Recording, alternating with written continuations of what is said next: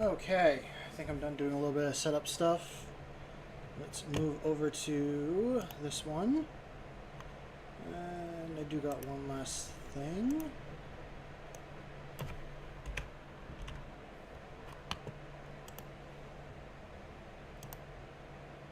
Okay. How is it going, Taco Bell? Good to see you here in chat. I hope everyone here is having a good evening so far. It has been a minute. I've had a... how has this past week been? I kind of forgot when the last time I streamed was. It has been a hot minute is how it feels.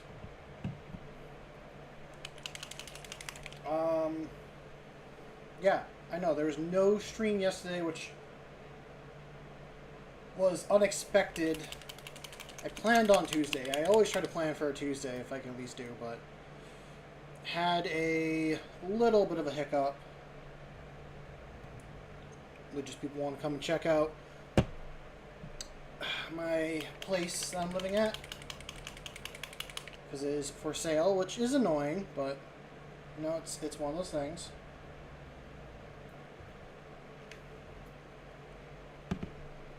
So it just worked out that really their showing was for today, but we had to get things cleaned up yesterday. So I'm glad you're doing well, Taco Bell.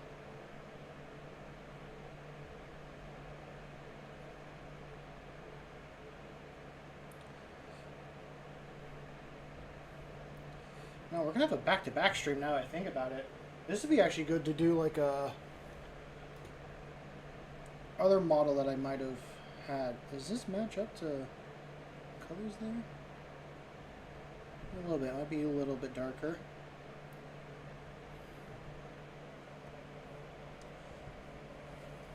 I feel strong we're going to finish the Norm Emissary tonight. That will be... Because really it's all just edge highlighting. Then once I got this guy done, we're moving over to the Tyranid Reavers. I do like your Tyrann effects. I'm excited to see him all painted up in the colors.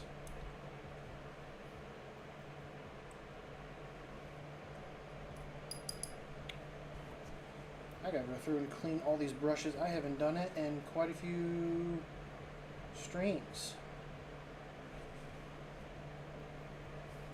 Actually, no, besides edge highlighting, I am going to be painting the base up. So I have that, but I won't be doing too much detail into that.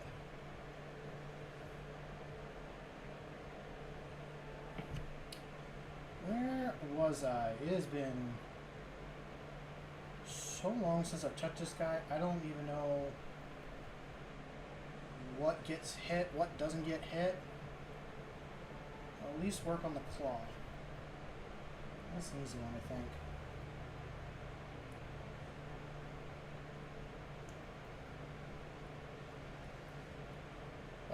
Has everyone enjoyed their weekend? And has enjoyed... Actually, we're kind of in the middle of the week now. I was going to ask about the weekend, because usually I ask about those, but I hope everyone's actually having a good week. I might have to switch this one. This one needs to be cleaned.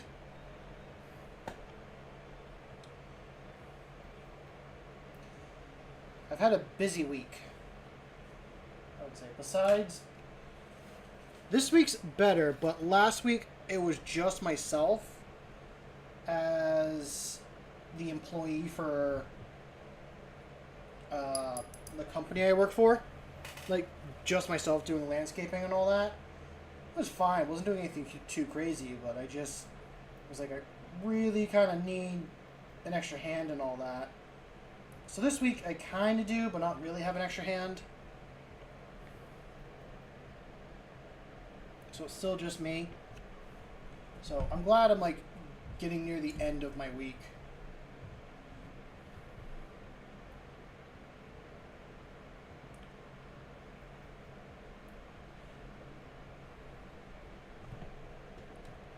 I'm trying to think. I'm like, I know I got a Thursday. I still kind of want to do a Saturday stream, but I also want to do like other stuff on Saturday. there's a. I'm not really much of a sports guy, but there is a soccer team that's playing on Saturday, and if I can, I'd like to go with a friend, but I don't know if I can or not. And on Friday, I'm actually excited I'm finally going to be able to do this. I'll be using the kill team that I finally painted up, my Space Marine one, with, be using that with my buddy Ben. So we'll finally have his Chaos Marines that were painted here on the channel against my Space Marines. And we'll see how that goes. And if I can do it this week, I might actually be able to get him a full 500 point army going, so we can do a combat patrol, which would also be fun. Why does it feel like this is blending in just a little bit too much? I think that's a little too close to that brown. We're going to mix in a little bit more orange, because I actually want that to be an edge highlight. Other than that,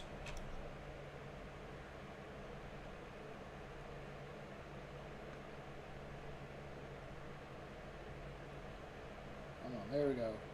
Now you're a bit brighter.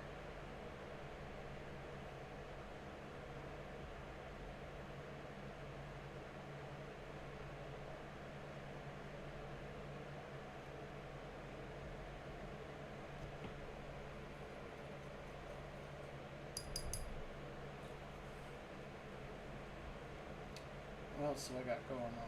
What else? I don't know. I'm in a weird little stage and things right now is how I will word it. I'm picking up a lot of old hobbies I used to do, but the summer is over halfway done. So a lot of those hobbies are something I would have started in the spring. So it's been a little bit like, I mean, the hobby I'm talking about is gardening. I want to do some gardening again. But I have such a short growing season where I live that I can't do it. Okay, Taco Bell says, me and my friend are doing a joint knit army. Oh, is this the same one that's doing Necrons, or? I think you're the guy that has said that his friend is doing Necrons. Maybe I'm wrong. But that's cool either way.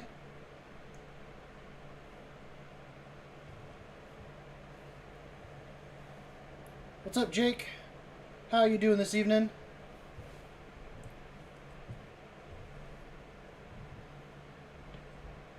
I'd say not too much is up with me, just going with the flow this week. Trying to rest up and have some fun when I can. It's been a minute since I've been here, and I kind of lost my skill to paint a little bit. There we go. Now that feels better.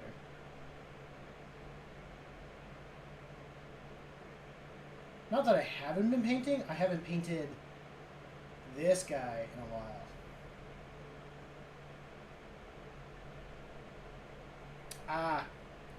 You guys could have done like the Devastation of Ball together. That would have been fun.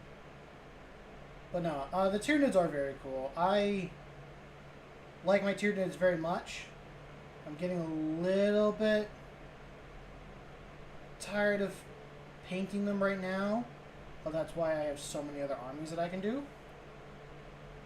Thinking like the next big thing I do on this channel is paint up some Space Marines for myself so I can actually get some games in. I could have actually gone to a game tonight. I didn't realize they were doing it tonight until I read that group chat.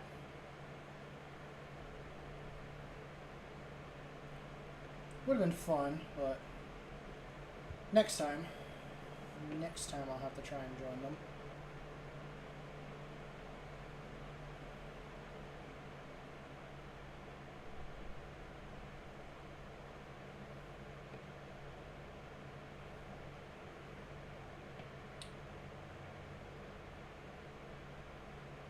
It's not a bad first tank to add to your army.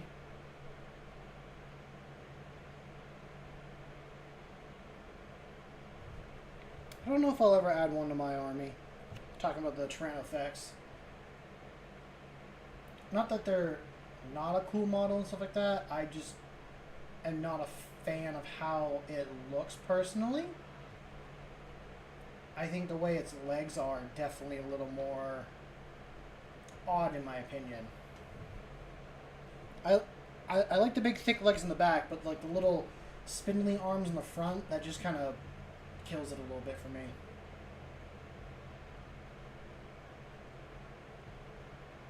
Actually, that doesn't creep me out, funny enough.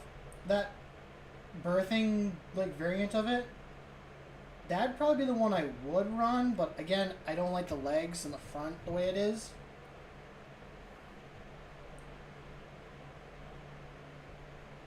No, it's Wednesday. I should have done Wicked Wednesday and painted up some chaos. I do.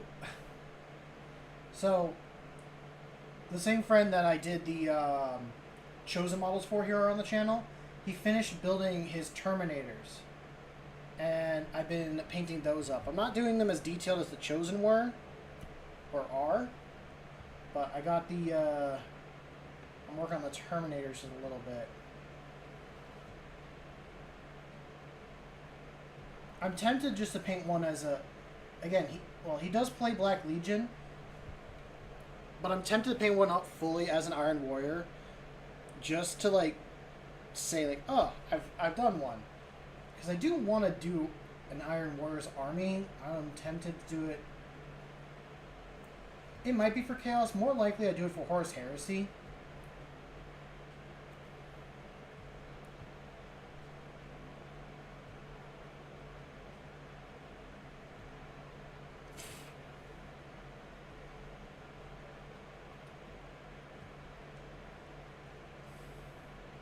You caught me off guard with that one, Jake. You caught me off guard a little bit. I'm not a big horror movie fan to begin with, which is kind of odd, because I'm into Warhammer. I feel like Warhammer has some scary stuff in it, like horror themes, which I enjoy that part, but horror movies in general, not the biggest fan of. I don't want to sit through and get, like, scared on purpose. But Human Centipede was a movie that I refuse to watch at any point in my life. I know of Human Centipede. I'm not a fan. It kind of, it irks something that I'm just not okay with.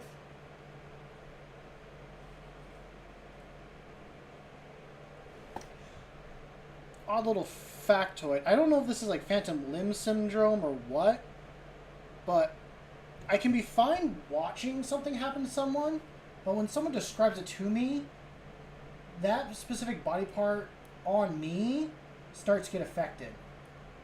And it's kind of like odd. It feels odd. I'm like, can you like stop describing it? Because it literally gives me the heebie-jeebies.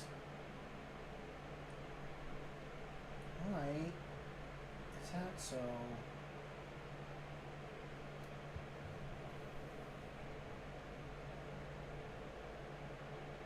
That's a hell of a movie to watch during a night shift.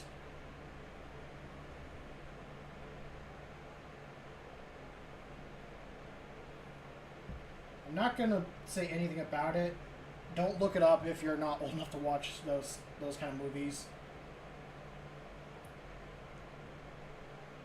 It's,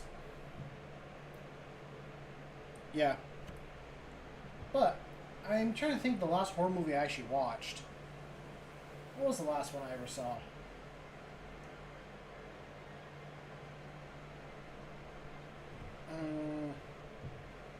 The cat tried to fight the Tyrannofex. Funny.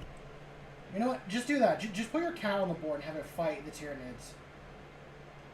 Oh, that actually does remind me of a scene from a Kaivis Kane book. I think it was the second one in the trilogy that I was listening to. And it involves the Tyranids? It might not have been the second one. No, it wasn't the second one. It was a different one. But Kane was going to a planet that was close to like a Tyranid infestation, or had a Tyranid infestation on it.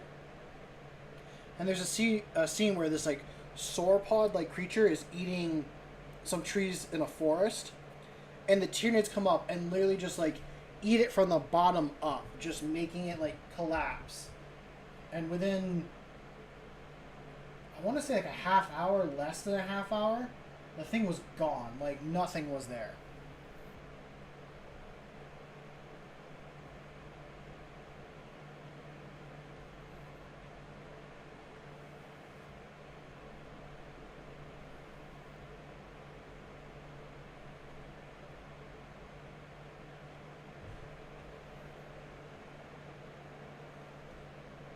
I thought that was a very good representation on Tyranids being able to like just devour things in general, like how quick they consume a place. Let's pull a brush.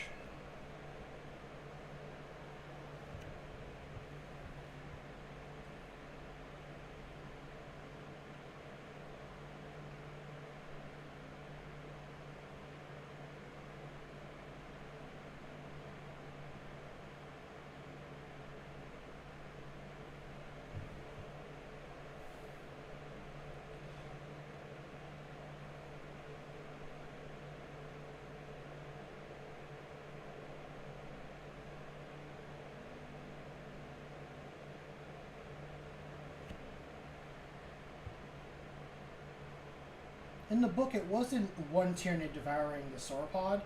It was a bunch of Tyranids doing it. Which is what made it more, like, terrifying and impressive. And going with what you're saying, Jake, honestly, I feel like watching that particular movie not being fully coherent for it would be a bad idea. Because you could be like half asleep and then it'd be like a disturbing scene that comes up and kind of psych yourself in a weird way. Or just give yourself some like bad, vivid dreams.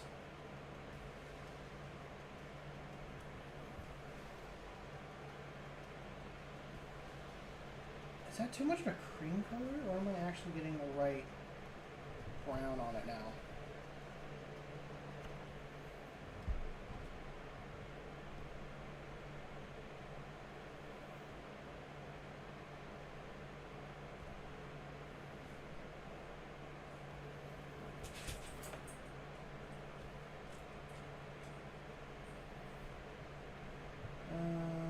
Blah, blah, blah.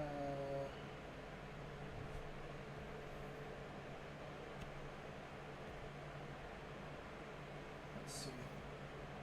Trying to make sure I match the color right from the other edge highlights. I don't know if it's not. I don't think it's orangey enough. I have to add like a little bit more orange to it.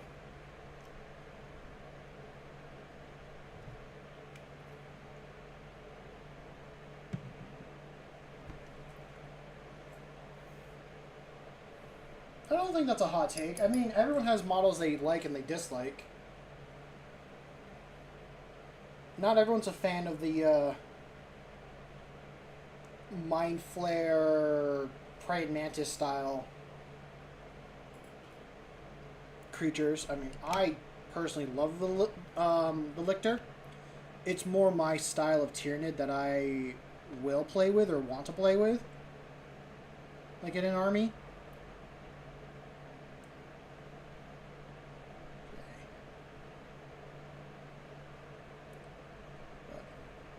No, don't. I mean, people will probably agree with you on your opinion.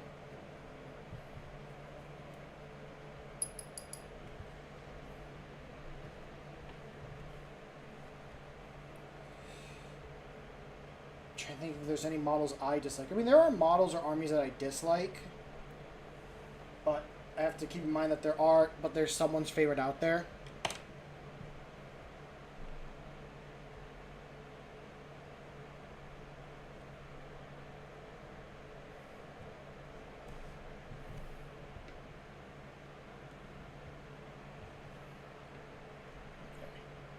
Let's give this a try.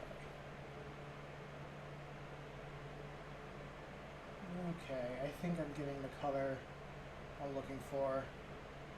The brush just might not hold up like I hope.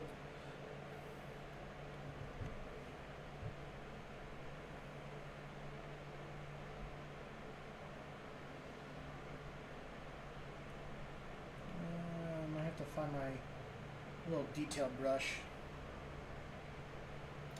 I said this in the Discord, okay. So I said this in the Discord, but I'm going to ask here. I don't know the difference. I don't know the difference between a Hive Harpy and a Hive Crone. Oh, that's a good question, because I didn't know those were models.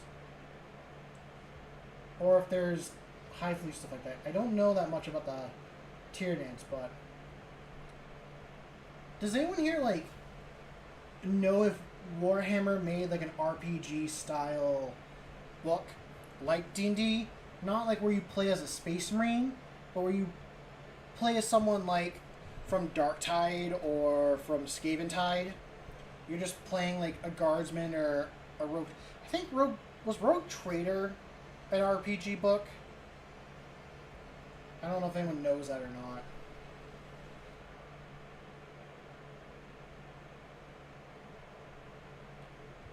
I asked that because I want to run a Skaventide inspired D&D game with a couple friends. And I'd be happy to use a specific book. I mean, I can use D&D books and all that to begin with just fine for it. I might use Pathfinder instead, just so that players can build whatever they want a bit better. I would definitely... I've been doing more research into like 40k lore, or no, not 40k, fantasy lore, not Sigmar lore, like I mean old world fantasy lore. Learning about like how the setting is, and also just like world building videos in general for D&D stuff, just to re-get my brain back into that mindset. And what I have so far planned is I'm going to base it off the book Silent Temple a little bit. That's the only Age of Sigmar book or fantasy style book that I've read from like Warhammer. But it gave like the setting or feeling that I'm looking for. A very... I don't want to use the word grimdark, just a gloomy like fantasy place.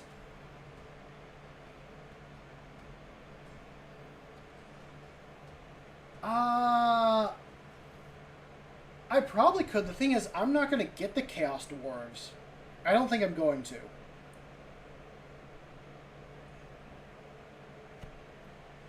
I mean, I certainly can, like, review them and look at them. I don't know much about the Chaos Dwarves.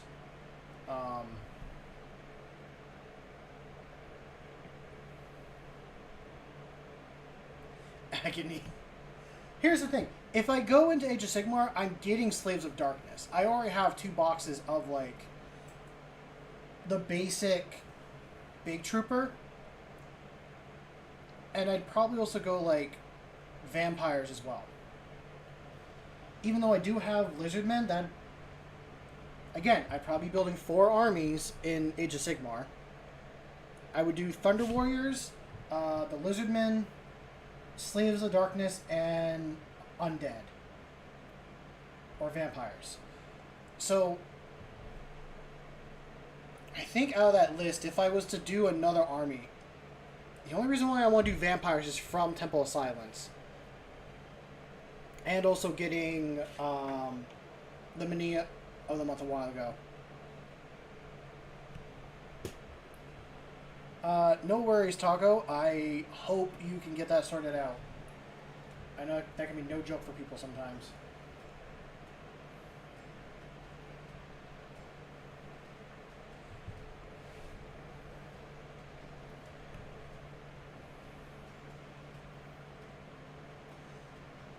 mean, things that get me traction on the channel, one would be putting out videos, not just streaming.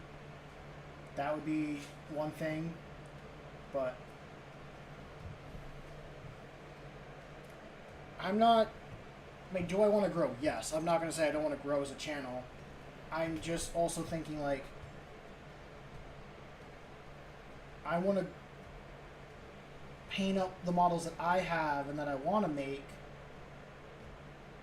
not just do whatever's new and out. Because that's how I would go broke. I have spent enough already on a few armies that I need to get done. I am going to buy that new Kill Team box that comes out whenever that does. Get myself some more Necron models and that Death Watch Kill Team, because I'm like, that's going to go into my collection.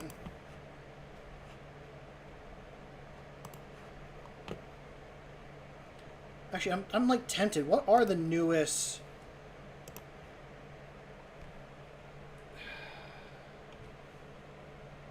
What are the newest Chaos Dwarves?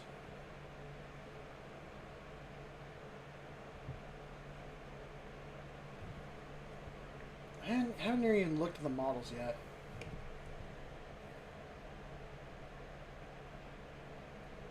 I think the hardest part for me is, like, I mean, are there groups that I can play Warhammer with?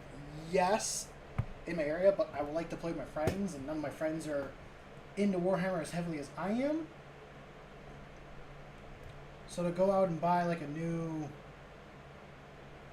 faction army thing is kind of not within the ballpark. But I don't mind taking a look at the models when they come out. I think I've seen them a little bit. I haven't done a quick overview, but they do look cool.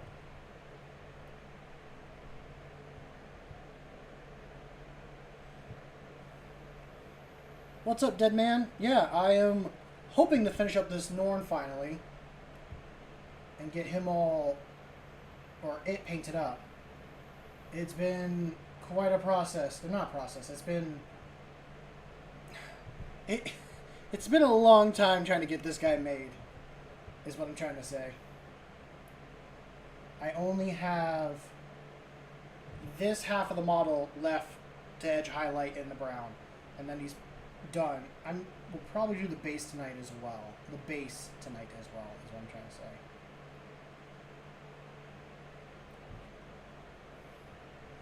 But I assume by your reaction you are a Tyranid fan as well.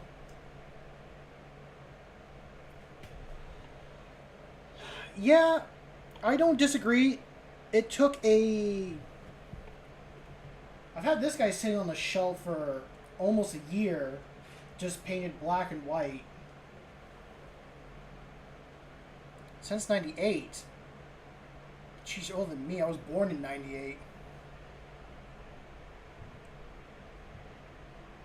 Sorry if that made you feel old all of a sudden. I'm just like, for myself, like, 98. Yeah, that's my birth year.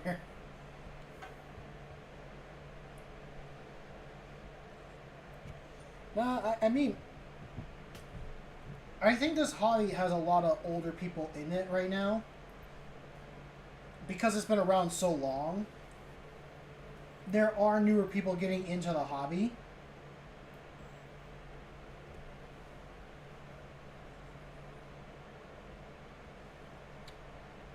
Yeah, no, like, that's what I was saying. Like, there's definitely people, like, my age or younger getting into it.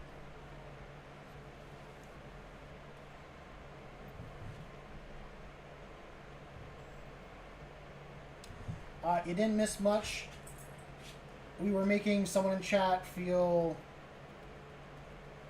old, as I would say. Not... That's just summarizing it. I'm not dissing anyone for their age. But damn, if you've been into it, like, since that long, you've seen the hobby change quite a bit. Like, you've seen the change from Primaris, or no, you saw the change from regular Space Marines to Primaris, all the model updates and all that stuff. I'll be honest, I wish I got into Warhammer back in like 2016 when like Primaris was coming out and all that. I mean, that's when I graduated high school.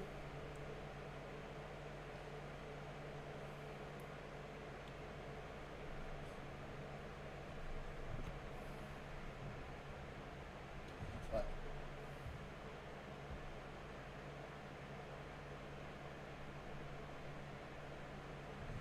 oh, that's cool. I'd love to see the Tyranids painted in Baja Blast.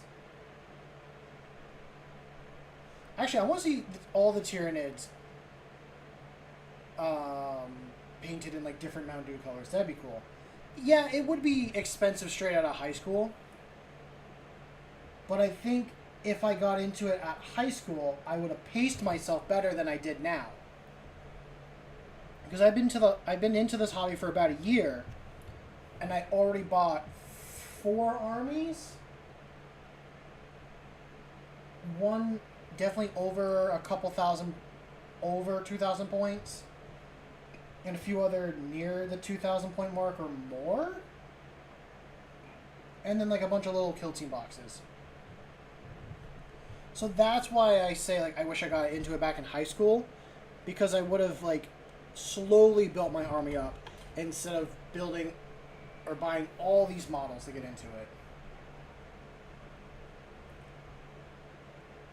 That's how I look at it.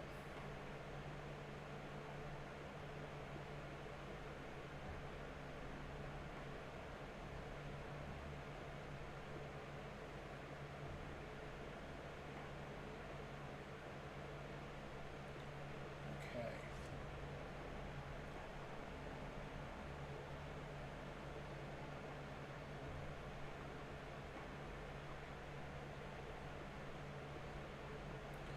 Okay, so Deadman said, yeah, that happens a lot to a lot of people. It was a really strange thing that happened about 5th or 6th edition. People started doing that. Just buying like a lot of armies at once. Yeah. I mean, I thought I'd have like time to paint all these guys up and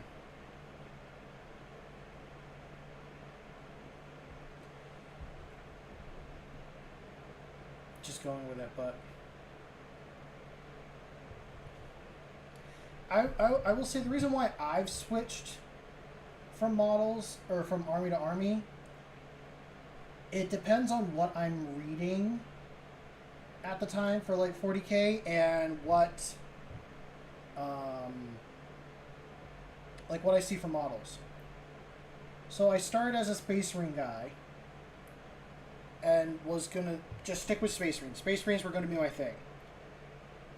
And then I got Custodes because I was listening to some videos about Custodes and I was like, you know what? I like Custodes. I like the way they look. I like, you know, the Imperium. I'll stick with the Imperium and just do that. And then I knew I planned on doing a Chaos Army at one point. Don't think I'm ever going to get to doing that besides for AOS. And besides that, I started Tyranids really on accident. I bought the introductory box to try and get friends into Warhammer. And I was like, you know what? I'll collect some Tyranids so that my one Tyranid unit isn't so lonely. And now it's turned into like a whole army thing.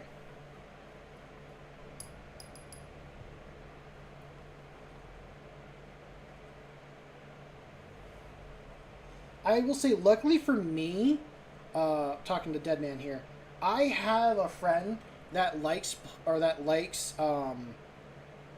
Chaos or the Black Legion in 40k. So he's building his army and I'm painting his models for him. So that scratches that itch for me. I see so many of these Chaos models and I'm like, you could just convert a Space Marine model to look like these guys very easily. Which is kind of the point. Age of Sigmar, I like all the walking units. I dislike cavalry units. Oh, I've already completed his first set. He did the Chosen with a Master of Execution. We were doing it as a kill team. The trim was not fun. Actually, I have them right here. Not the Chosen, the ones that I'm working on right now. So, the other unit he picked out were the Terminators. So I'm going through and I'm painting the Terminators. These have actually had the easiest trim out of all the Chaos models to do. And for Jake, if he's still here, this is his little Chaos fix. I'm messing with, I think I did this guy in Pure Copper, and I did this guy in a mixture of Pure Copper and Greedy Gold. Set that guy over there.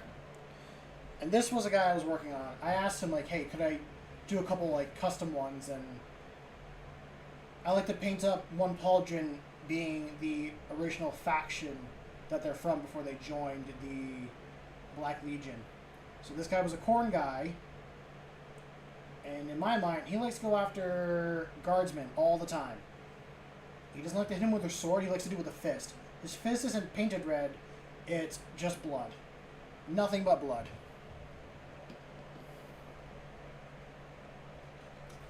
I think I got one more model to do on the trim on. And then it's just really the fun stuff.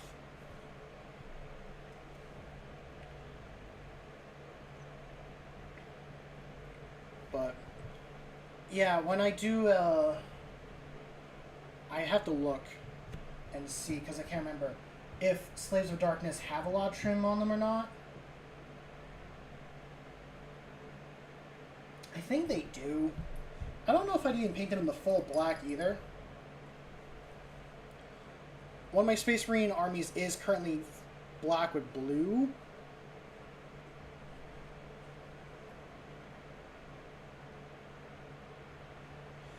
Oh, yeah, that's going to happen quite a bit, Taco Bell. Like I was saying for myself, I get influenced on what I'm reading and then what I see and what I like the look of.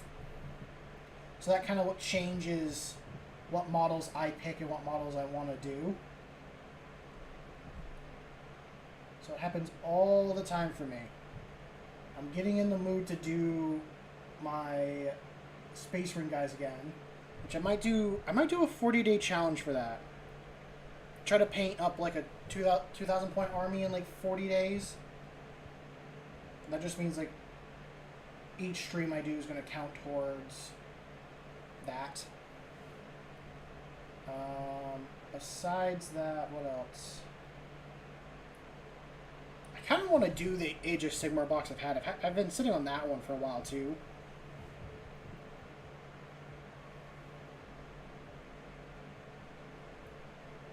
If I get into Age of Sigmar, here's what I should do: is I should convince friends to get the armies that I want to play, so that they have it.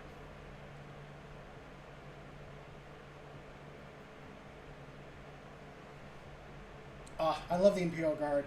That's another army that I gotta build and paint. I have 1,000 points of those guys I need to do.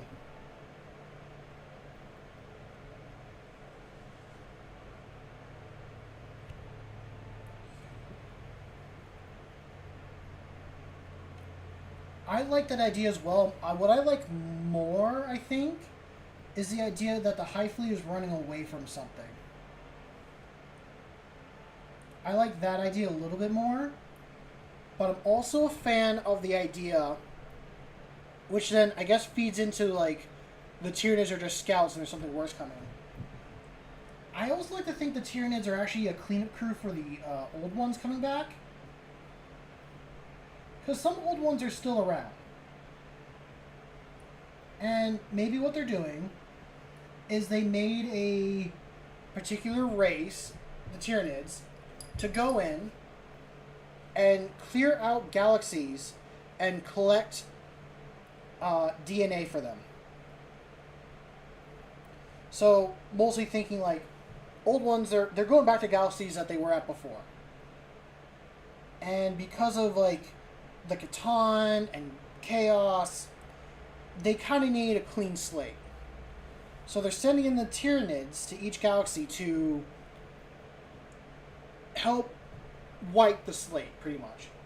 But they don't want to lose all this information that, like, they came out and made. Like, they don't want to lose all this DNA information. So why not have it stored within the same cleaning unit that you have going on? So that's my thought, is that the Tyranids are a cleanup crew for the old ones that want to come back and reset what they were doing before.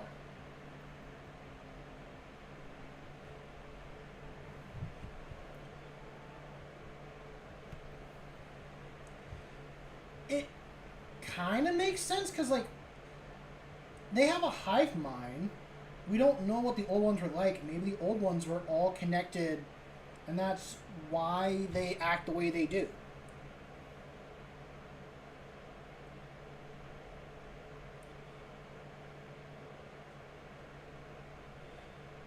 If I were to pick... Hold on. If you were to pick a in-lore hive fleet, what would it be? Like, one to bring into our world, or one just in general I like, or what?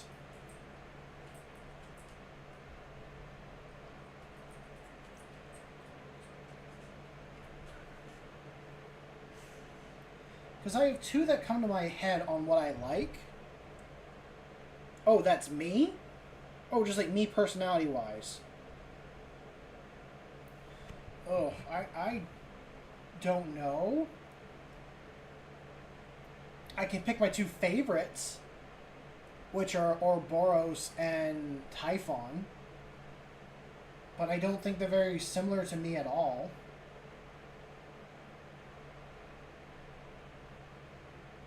If I had to be a hive fleet, I'd choose one of those two.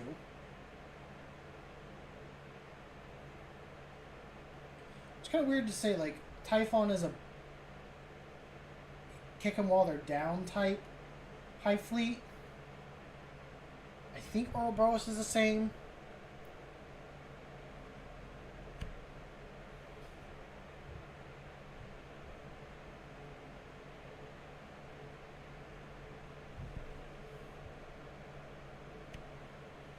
But I haven't read much into hive fleet lore.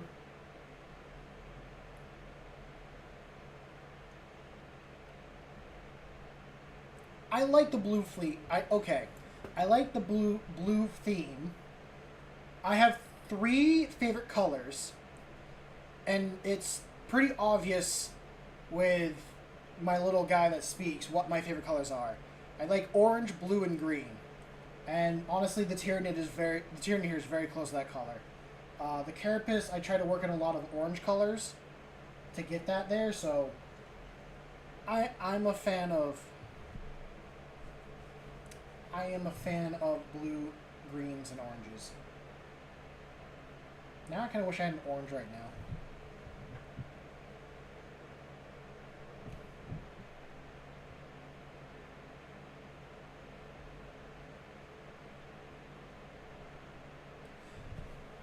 I might ask a buddy. I got one guy that's...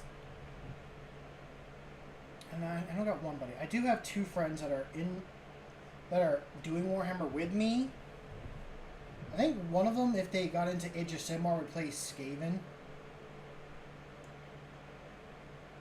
I don't know if the other one would just do the Chaos Dwarves, or if he would do regular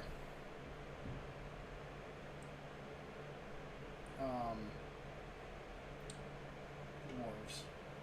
Behemoth is another good one.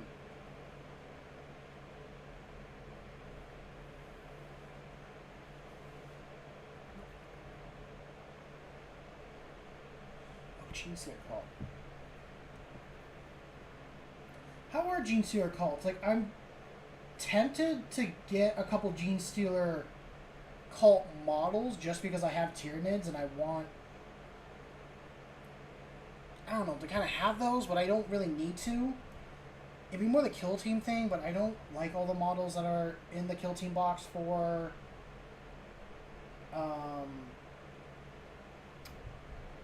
Genestealer cult.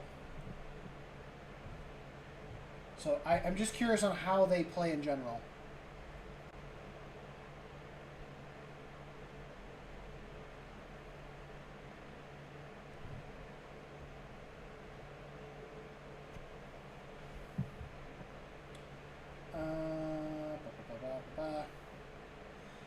I like Behemoth's idea of just making a bunch of big monsters and send them at them.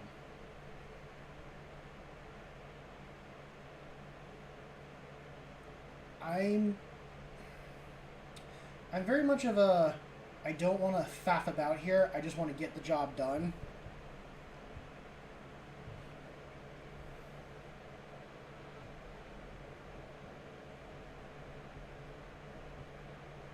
Oh, jeez.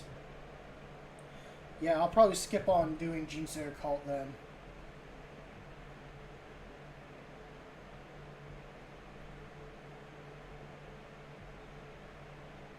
I bring that because this is my brain thinking thematically. Or there's a story that I want to do.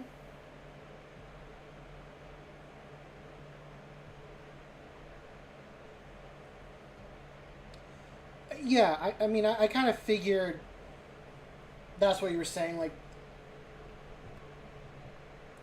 it's a horde army in a way. There's not a lot of, like, strong units. You send a wave at people.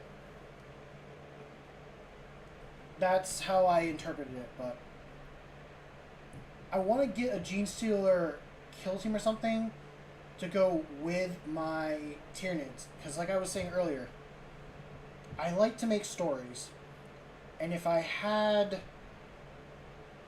doing a kill team campaign, I want to play... Okay, so let's say I'm planning on doing a kill team campaign with the friends, and then we're going to do a 40k campaign with those same friends later. And I want to play Tyranids in the 40k one. I kind of want to play Genestealer Cult to say, like, what we're doing here as a kill team is going to affect what I do in 40k. So the Genestealers are working toward the day of Ascension, and then I'm playing the Tyranids that are coming to, like, be the day of Ascension. So that's why I ask about Genestealers.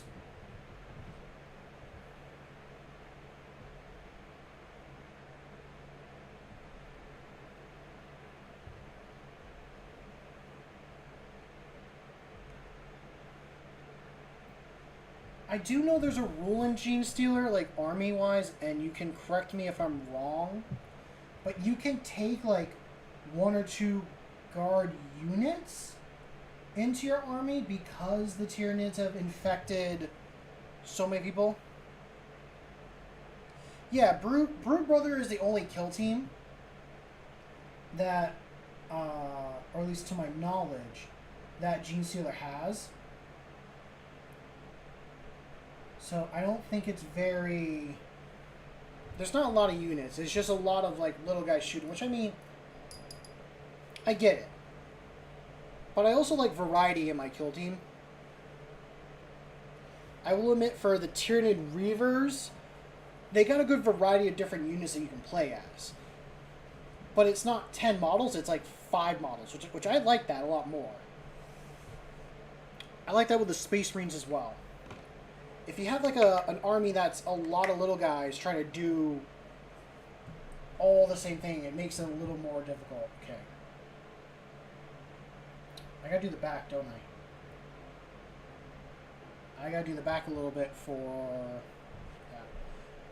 But yeah, if I do this if I ever do a kill team campaign with a couple friends, let's say if I play my Space Marines, I want my Space Marine kill team to be working toward the same mission that my 40k Crusade's doing. So, like, if we're hunting for the Fallen, that kill team's going off and getting information and getting closer to the target, and maybe they take out the target, depending on who I play against. But reading chat real quick. Deadman says, yep, Brood Brothers is a detachment that allies in half your points in Astra Militarum. Though you also have Last Day, which you can put Vanguard Tyranids with your Genestealer column. Okay, so you could have like Lictors and Death Leapers and a couple other models like that.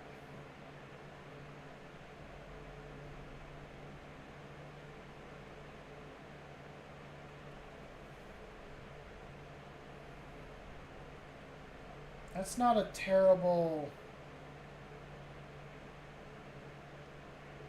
I don't think that's too bad from the way that sounds, because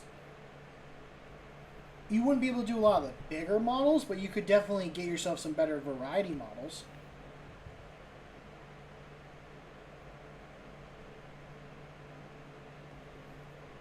This is not a good edge highlighting. I have slipped on the edge highlighting quite a bit here.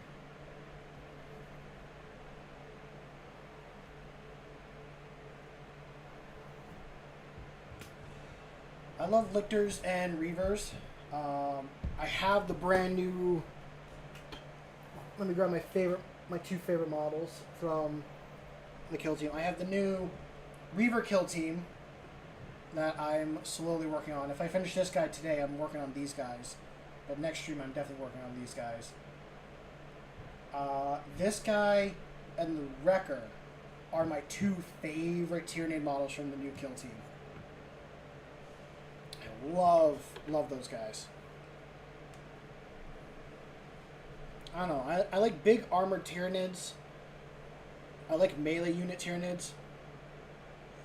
I bought that kill team box that came out, so I have a bunch of Mechanicus models that I need to build at some point. I was thinking about giving them to a friend who has or wants to do a Mechanicus army, but that's like the last thing on his list because he's busy right now trying to make a Magic the Gathering gaming store. He's been very busy with that, so I don't blame him for not wanting to get in the 40K.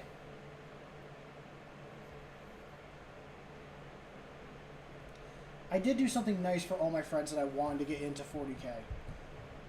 I got them all, like around Christmas time, I got them gift cards to our local game store and be like, hey, use this and pick out whatever like models you want to play with, and we'll do like a kill team game or like a 200-point game for it. I should just told them like do a kill team, and that would have made things so much easier. But I got one friend that picked Drukhari, one that has picked Space Marines. I thought he would go with dwarves because there are space dwarves, but he went with the Space Marines. One that chose Chaos, and one chose Mechanicus.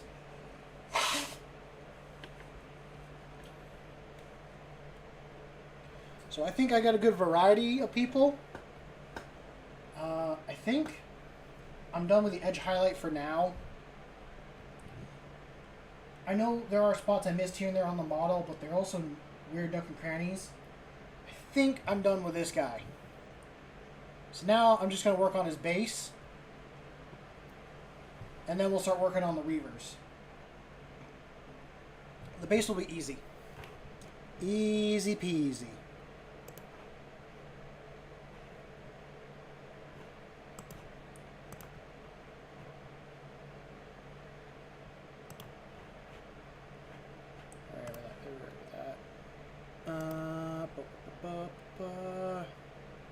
Sorry, just checking on things.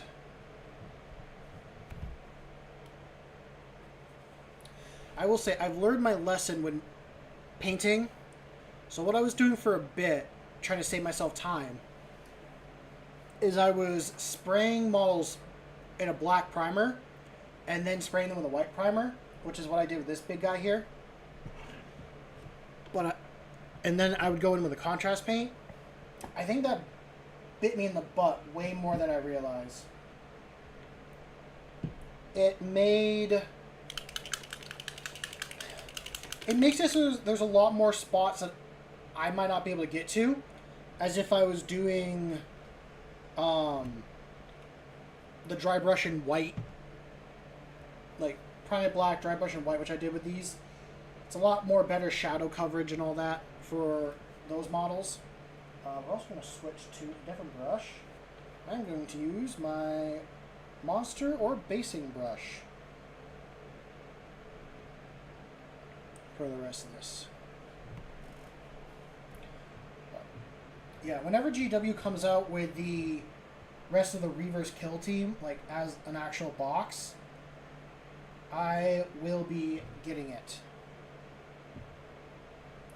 I'll at least be getting one more box, is how I say it.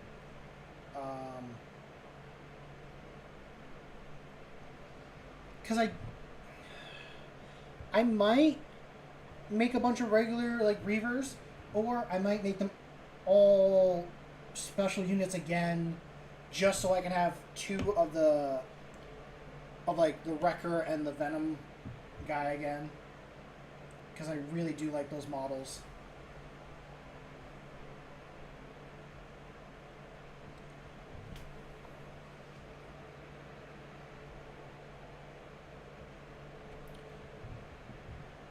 You have 3 on hold.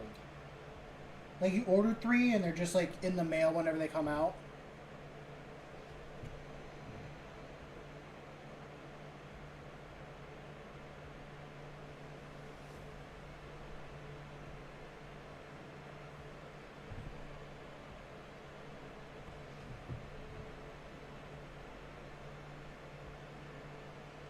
I'm gonna have to switch to a different brush for this.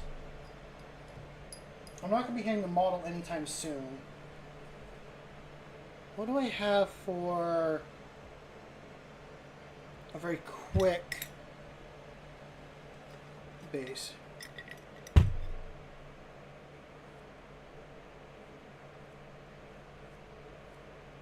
Nice.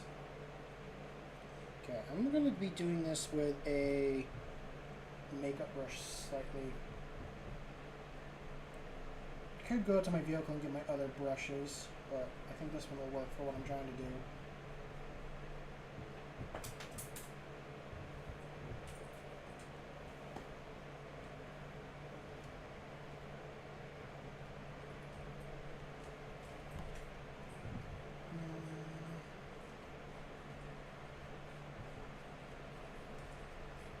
Actually, you know, that might work out better than I think for my thought.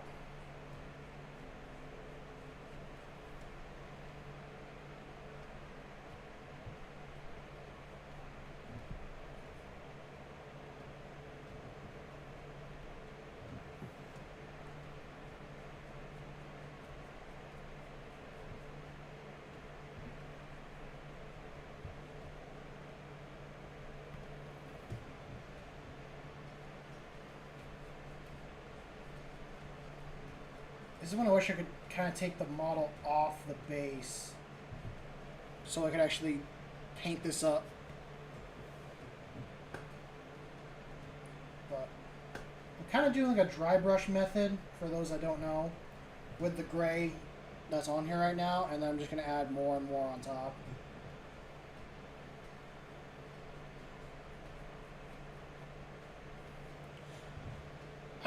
So I'm in a weird little spot where I do kind of regret getting the Typhon box, but I don't at the same time. I don't regret getting it because there were things in it that I kind of need for a Kill Team game that I want to do anyways. Because I only have the 2nd edition book. I didn't know they were coming out with 3rd edition, so I bought the 2nd edition book, and then like a week later they came out with 3rd edition. So I kind of screwed myself there, but I'm going to stick with 2nd edition. But I'd like to have a campaign book, so now I have one. The terrain is something I got to paint up. I have not painted that up yet, and I need to do that.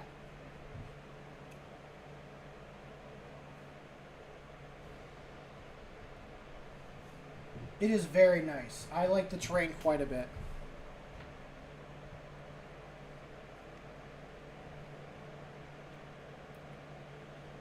in the book that they come in, like talking about the Reaver book and all that, they have it so that the terrain is supposed to work with the other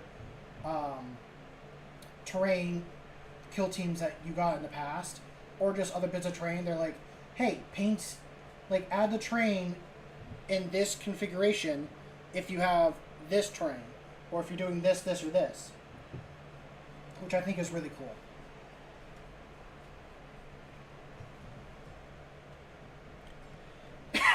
I also like how they have like a solo way of playing for if you don't have friends. They're like, this is what models you need to use if you want to play like a specific army against some Tyranids. Which works out for me because I want to also do a custom Tyranid kill team. I want to use a Lictor, a Death Leaper, a Neuro Lictor, and the something Leapers or Rippers.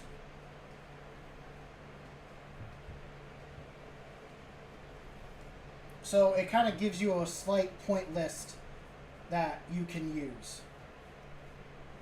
And now that the Reavers are out, I can kind of take some points, or I'll just say like, oh, some of these are Reavers just reflavored, and then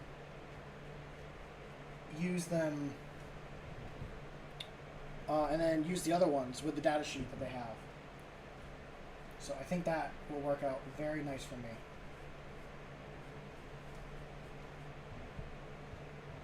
I do apologize for all the shaking, but I got that first layer of gray on there.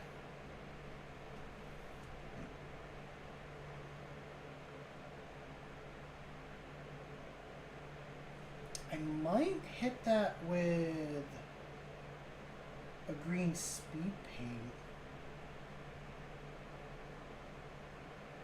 I mean, I'm going to hit all of it, like all the Tyranid parts with the speed paint, but just thinking about what I have right now.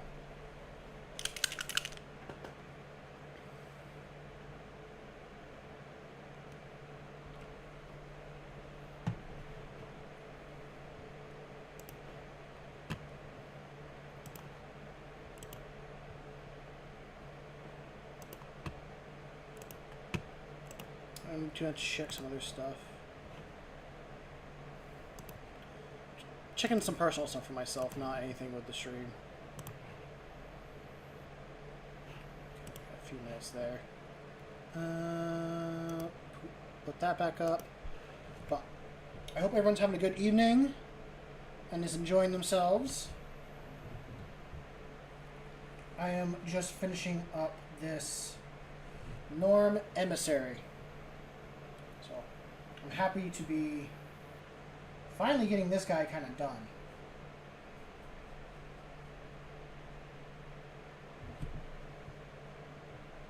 I do have a Norm Assimilator that I want to paint up as well. I want to kit bash it with the Hive Tyrant because I feel like this model's too cool not to lead an army. Like, come on. You're telling me, like, this guy can't be the warlord for your army? He's got to listen to some other dweebs? For shame.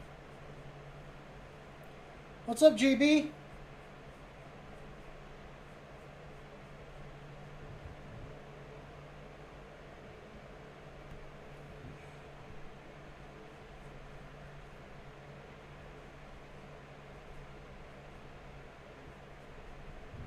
You working on any new models, JB, or kind of putting them off to the side for now?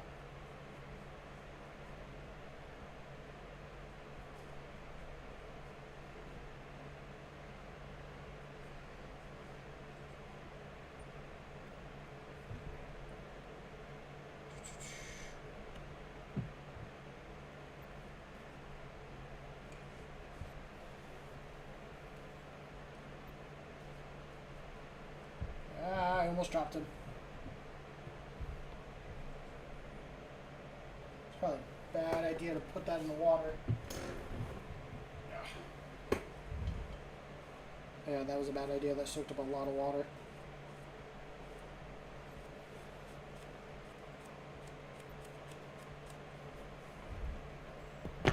total water. I am going to drink some myself.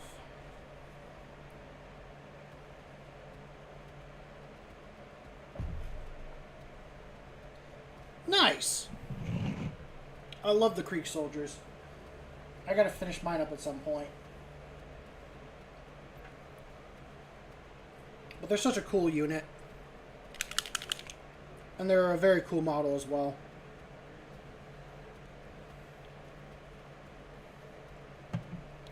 And if you ever get the chance to, you should listen to their book.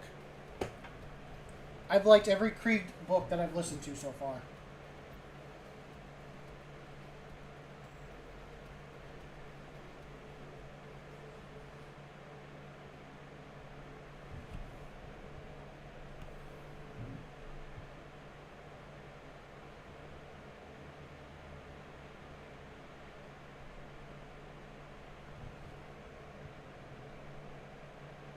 No, your dad doesn't like the Kriegsmen? Is there a specific reason why, or is it just how they look? Whoop. There we go. I knew that it was finishing up, so I had to catch that before it kept playing. Don't do another. There we go. Pop over here, pop over here.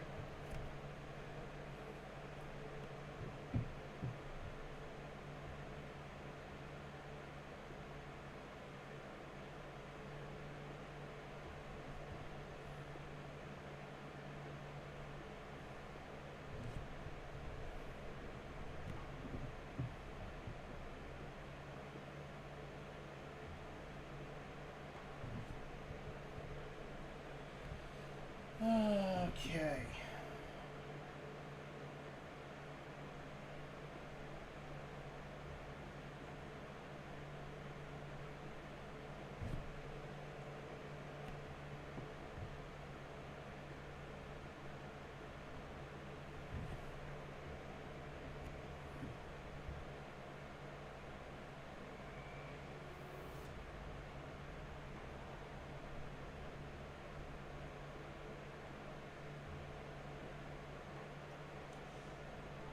I mean, fair enough. When you are getting into the hobby, you should stick with one army. But if there's, you know, an army that you...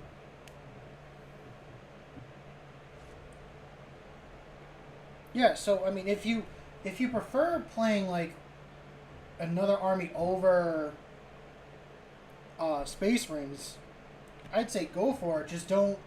Just stick with the one, like... If you're only buying Guard, only buy Guard. If you're only buying Space Marines, only buy Space Marines. Like, wait a little bit before you buy, like, another whole army.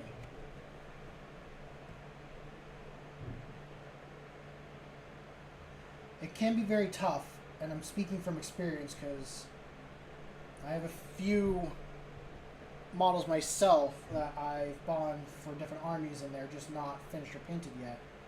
So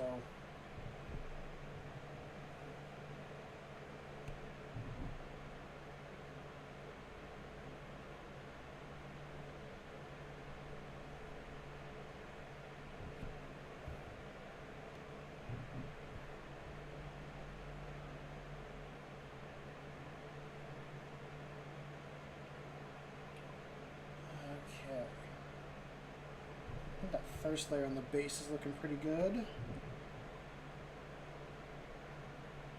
why I kind of hate that it cracks so much on the bottom on the cork.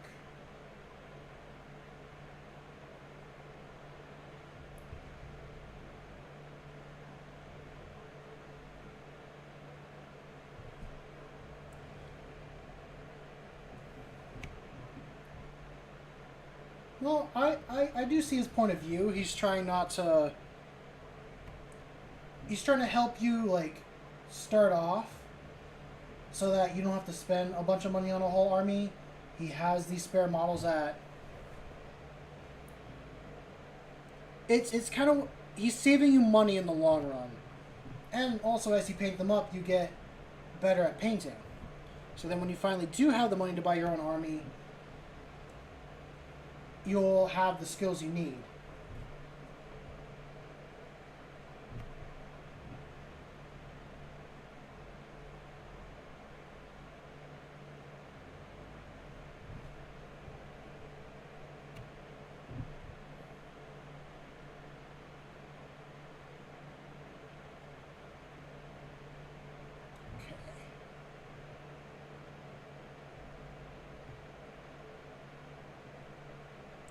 Are you talking about the Space Marines or the Kriegsmen?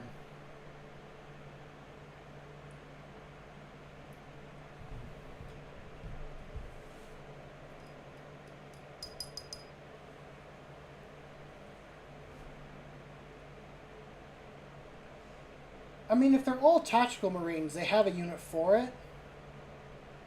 And I think GW has a thing called the Legacy system, where if you have like older models, you can use them, but only like in this particular way. I don't know. I don't know much about the older Space Marines compared to newer. But I would take it at face value of you're saving yourself money in the long run from having to buy. Oh, your dad 3D printed them.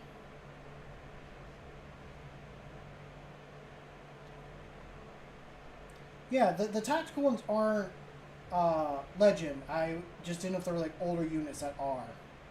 Because I know they still sell tactical Marines in boxes. I haven't seen anyone use them. But, yeah. So, your dad's, like, printed you off a bunch of 3D printed models.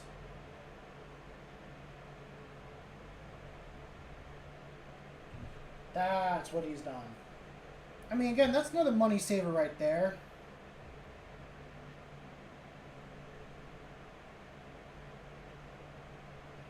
And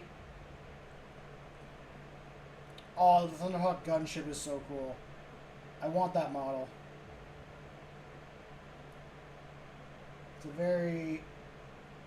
It's not a model I'd use, I just want it for the collection.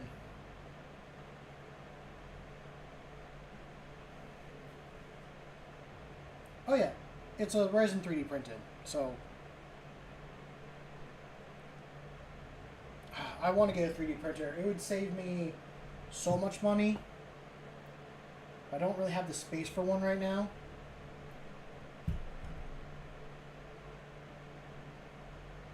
And going through the whole cleanup with it, I know is quite a bit. We're doing a very quick hit on the terrain here.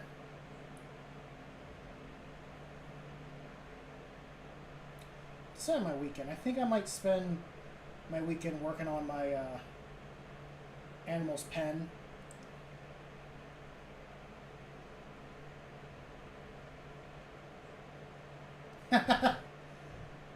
Fair enough, dead man. Fair enough. We have a guy here named Dorzo, and he plays a lot of one-page rules. And he 3D prints all of his... I think he 3D prints all of his models.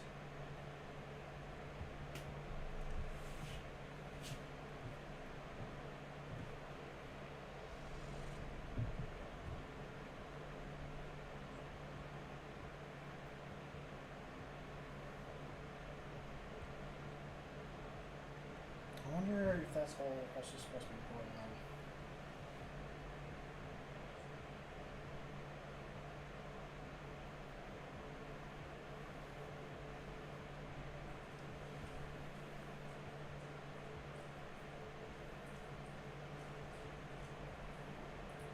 So, from what I'm understanding is that your group isn't allowing you to play the models that your dad prints because they're going with they're not GW models. So that's what I'm understanding.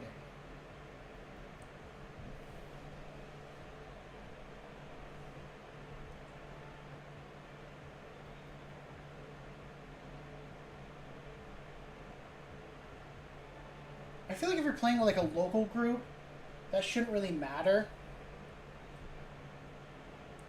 Like, you're not playing in a tournament, you're playing with friends and all that. You should be fine just using whatever, like, you have. Because, I mean, Warhammer is a very expensive hobby to get into. It costs you quite a bit of money just to, like, buy all the units you need for an army.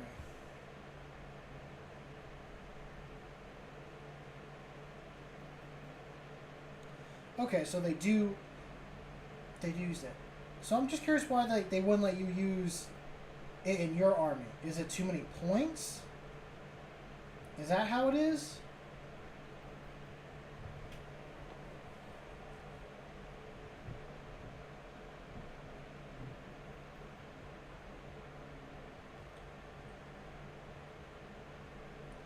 I don't know. I don't need all the answers. I'm just curious, but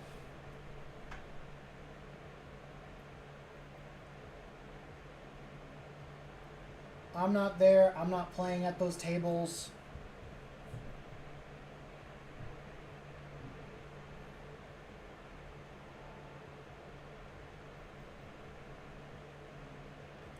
The model itself is 2,000 points.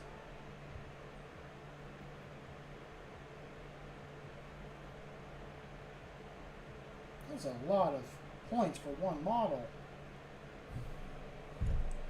But you're probably saying your army total is 2,000.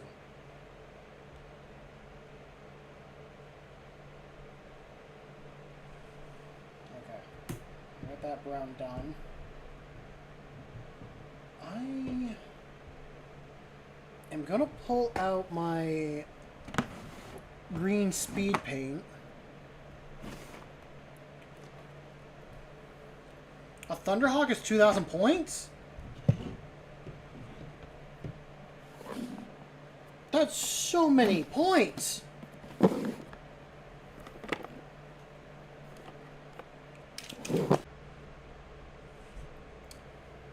All good, JB. I mean, if you can be here, you can be here. If you can't, you can't. I don't hold it against people.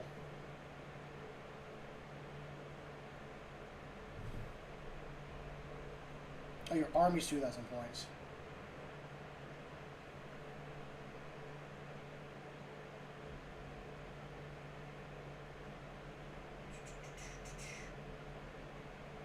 I am going to hit this with metallic, but I want this to look like a little...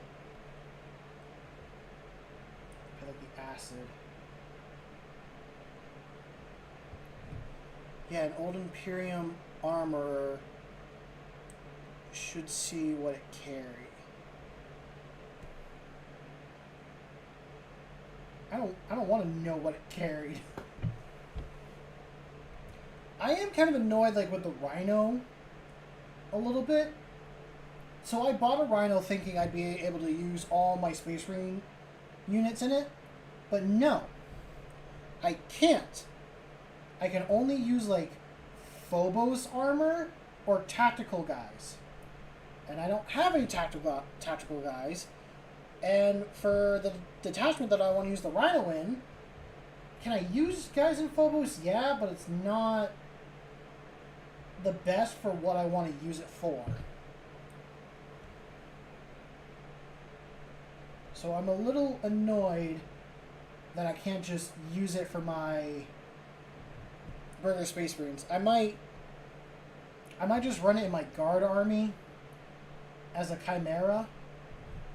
Or if I did a Sisters of Battle army, I'd run it in that.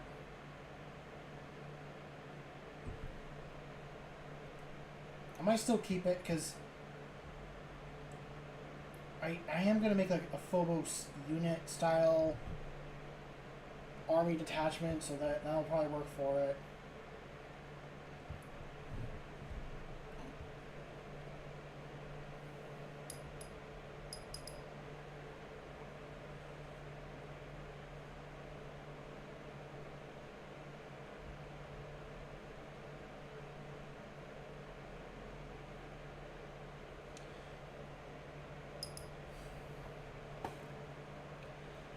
I mean, as a business, I get it, but I'm also a player that I don't like the tactical Marines, the way they look at least. And like I said, I don't see people use them, really. I got into Warhammer a year ago, so I'm much more of a fan of Primaris, and I like Primaris. I think all their Primaris models are very nice. I'm a very big fan of them. That is Black Templar. I don't need that paint. I need... not that one. I need this one.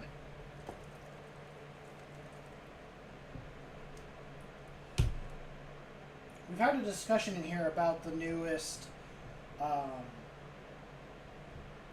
combat patrols coming out. I will say, I dislike what GW's doing. Okay.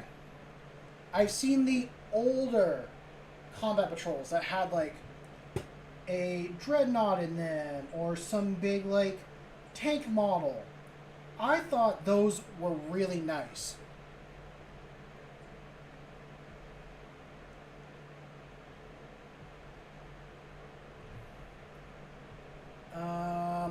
A Rhino is in 7 books. Sisters, Agents, CSM, and 4 other mono gods. Yeah, I mean, it's definitely used in a couple other ones. I have the Agents of the Imperium Codex book. Just for the hell of it, I got it.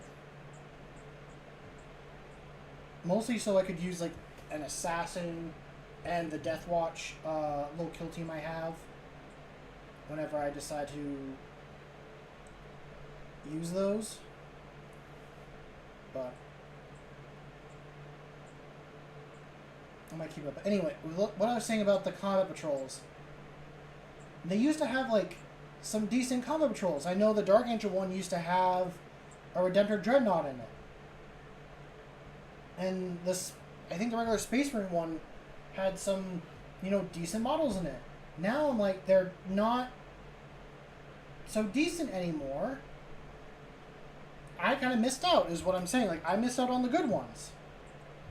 I would have liked to seen some of these, like, cooler ones. I was lucky enough to get the old Blood Angel one before they switched it to, like, the Sanguinary Guard and all that. I got that combat patrol. But my thought is, like, if you're doing combat patrol, it should be a relatively, like, fair game all the way around between you and, like, your friends. So you should have, like, a tank unit. You should have a, like, light moving or infantry unit and all that stuff. That's just how I feel. Also, in the newest combat patrol boxes they're coming out with, I don't think the White Scars should have the repulsor.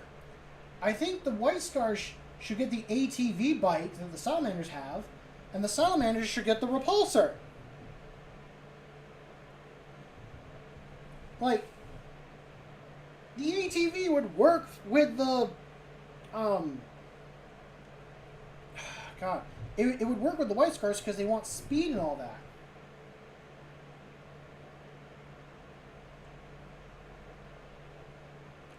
Yeah, no, that's how I know combat patrol to be now.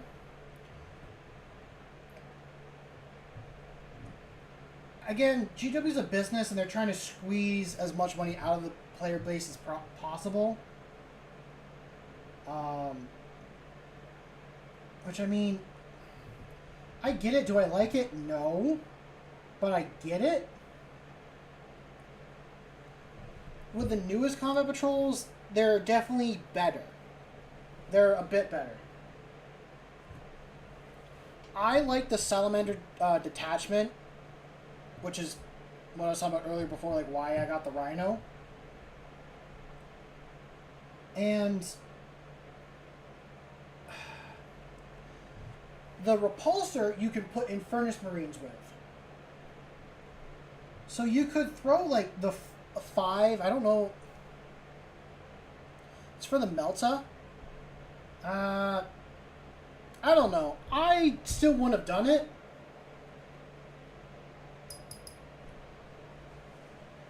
I'm thinking more like in a 40K game where you buy 2 boxes and then you like do your army from that. So if you did the Repulsor with the 10 Infernus Marines, you could run the Salamander detachment. I like Infernus Marines quite a bit. The Salamanders is going to be one of the 2 Space Marine armies that I build. It was the first one I started to build, and then I moved over to Dark Angels.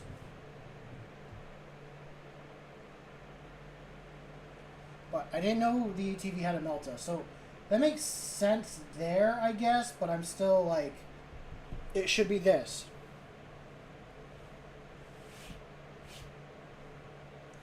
Each one has a unique character.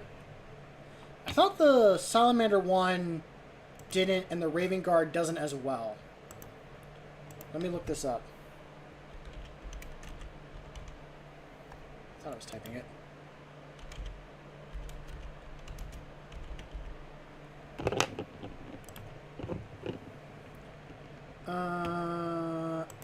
Edges. Someone sent it to me on Discord a while ago. Let me check that actually. Was it up here or was it a private? Nope, it was in here. Okay. I know with the White Scars, they have a special character unit. Iron Hands, they got a Tech Priest and 2 turrets. Like, I'm currently looking at the images. Raven Guard is Jump Marines, I think they're infiltrators. I'm currently looking at the image and they don't have the Chapter Master. They got a captain with a jump pack, and they got jump pack Marines, and then they got the Walker.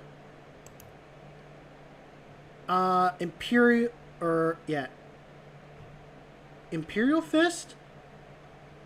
They got the Company Heroes, Terminators, and guys in Gravis armor. Yeah, the Salamanders do have... It's not... His name isn't Vulcan. It's like... It starts with an A. So that's definitely there. Okay, I'm also looking at it. You got 3 Eliminators. You can change the ATV out for a different model. you already got the like Melta from that. So it's only like 2 of the boxes that have like brand new like Chapter Master models in them. That's all I see right now, at least for it. I don't... Not much else more than that, so... Yeah, the Salamander box is good. I don't like the ATV being in the box.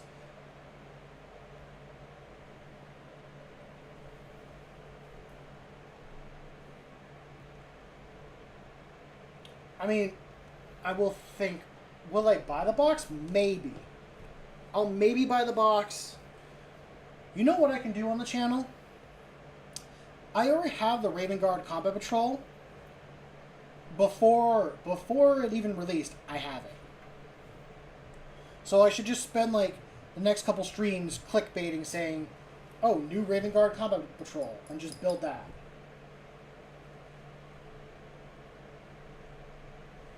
Because, I mean, I have the Jump Marines. I have the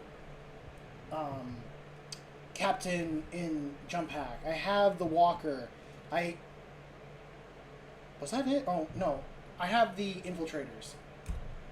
Like, I have all those models built or started to be built. I think the only ones I don't have finished are the Jump Marines and the the walker. So I gotta go through and do that if I want to do that type of video, which I might do. I want to play my Dark Angels more as a hit and run guy style army. I say that I will use actual Dark Angel units. Like I have the Deathwing Knights, I have the Inner Circle, I have those units, and I am putting Blade Guard in my Dark Angel army as well. And my Salamanders will have all the rest. I've decided, because I have so many models, I'm doing 2 separate armies, but my 2 Space Marine armies work together. There's a reason for it. It's hidden, and no one needs to know about it.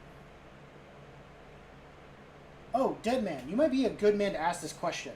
So I'm curious if Games Workshop has ever created a 40K RPG style book or a fantasy style RPG book. I want to run a D&D or Pathfinder game kind of based in the 40K, not 40K, the 30K universe, not 30K either, the fantasy universe, Warhammer Fantasy. Or at least have some like the same aesthetics. If there was an actual book, I would use the book.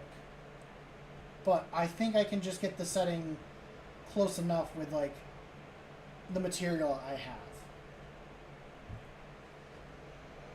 Because I've heard of other RPG style books that have Warhammer stuff in it. I just don't know their names.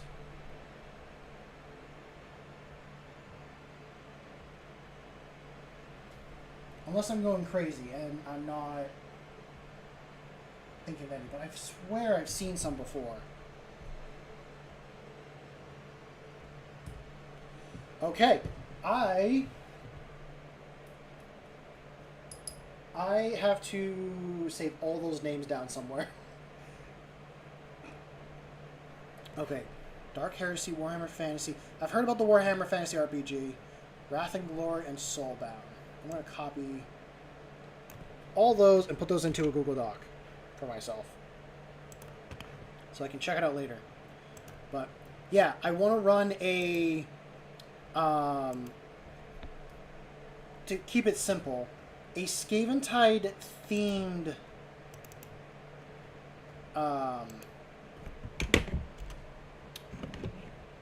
game, like for D&D and all that. Did that not? I didn't do what I wanted it to do.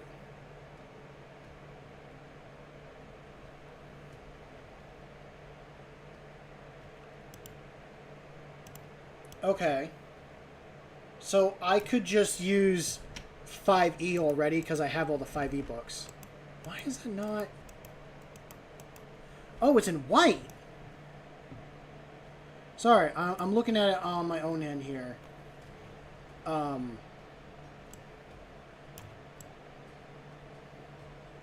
did copy your stuff, but it's literally in white.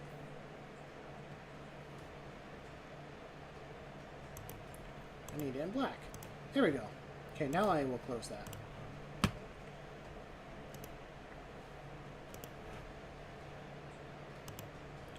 Warhammer Fantasy RPG is like 5th edition. They used to tie to the game quite a bit. Might look at Morhydrum, I think, for the Horde scenario. What's up, Dorzo? Oh, you're finally going to that convention, right? I will look at the Horde mechanic. The hard part is I don't know who would want to play. Okay, out of my friends, I don't know who wants to play in my game. I could do it with my current D&D group, but I want to do it with another friend, and we might do a solo game. So it might be more of like a intrigue type thing, but I will also talk to my current D&D group and see if they are interested. I am doing well, Formula. How are you? And Dorzo, I want to hear about your trip when you get back. I want to hear about it. I want to know all the stuff you got up to. Morenheim. I will check out. Sorry, I will get back to painting. I'm just collecting information for myself.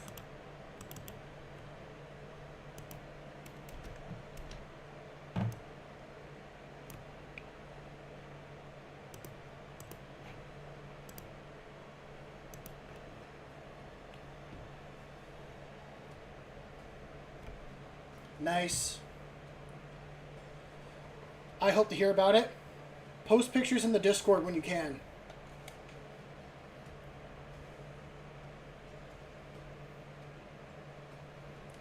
Oh, nice. Nice formula. I always like that.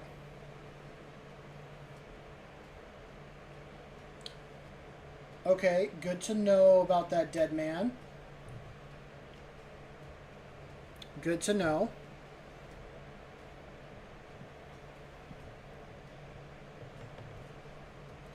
Okay, now that all the rest of those paints are dried, I'm going to keep going at the base on this guy.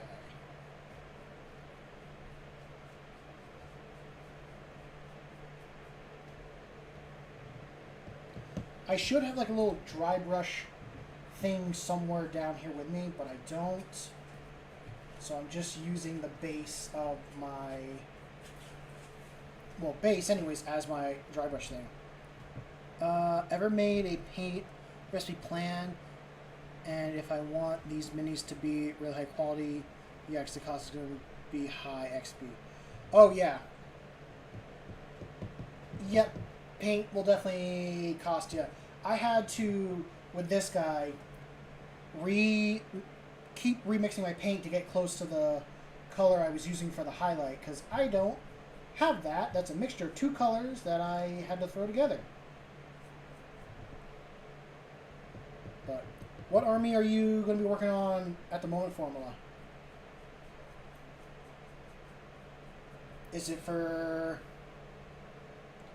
Thank you. This is my Norm Emissary. I've been working on him for the past couple streams here quite a bit. Happy to get this guy done. And then tonight, once I finish him up, I'll move on to my Tyranid Reaver kill team. But if I don't finish this guy tonight, I'm so tempted to like start my Space Marine army again. I have a lot of models that I need to do.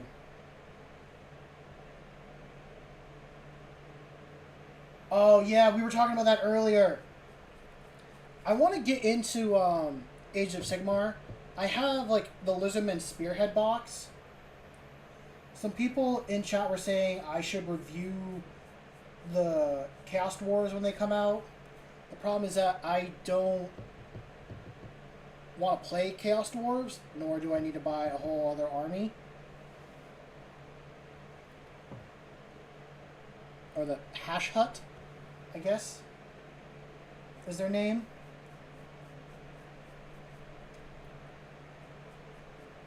I haven't really looked at the models very much, but I think they're very cool. I've been listening to a bunch of Warhammer Fantasy lore stories, or not stories, Warhammer Fantasy lore videos to kind of learn about the world, and like I was saying earlier, where I want to run a Warhammer Fantasy inspired D&D game with a couple friends. So I wanted to get something like that going and at least like understand the setting that I want to go for. Because recently I finished the book, The Temple of Silence, which is an Age of Sigmar book, and that was really, really fun. that actually got me back into my whole fantasy kick a little bit. Like that I want to play fantasy and I want to... Because I started off with D&D. D&D was my first, like, nerd thing I got into. And now I'm into Warhammer, but I'm also, like, getting back into D&D, which I know next week I have a D&D game, which I'm definitely looking forward to. It's been way too long.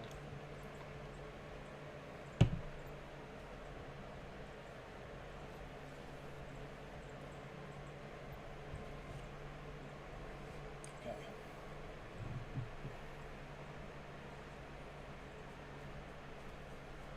Damn, that is way too bright for what I was trying to do.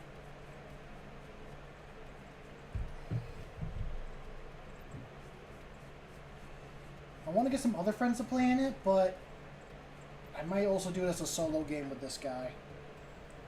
Which is kind of tough. I mean, I've done a solo game with him before. We didn't really get too far because I kind of stopped. But, yeah, if you ever run, like, a solo game with someone, my recommendation would be having the person be a few levels above.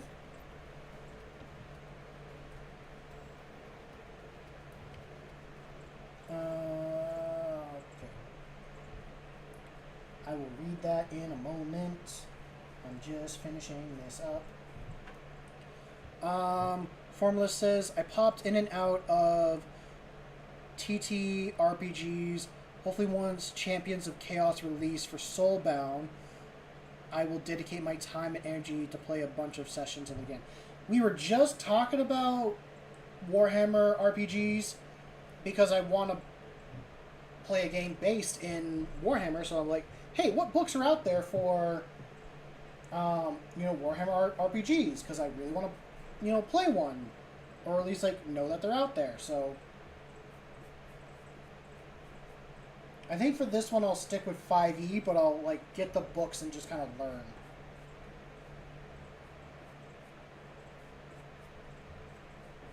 So Soulbound has been said, I think twice now. I know Deadman he gave me a list and all that. But I'm thinking for, like, the setting of the game. Okay. I think I'll check out Soulbound after stream the most. Because it might be more for what I'm looking for. Darn it, it's too bright there. Too bright of a highlight right there. This is not the right brush for this.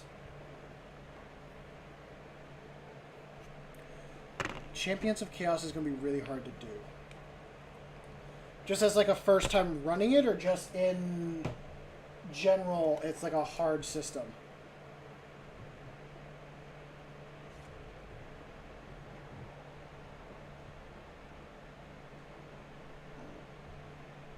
There we go.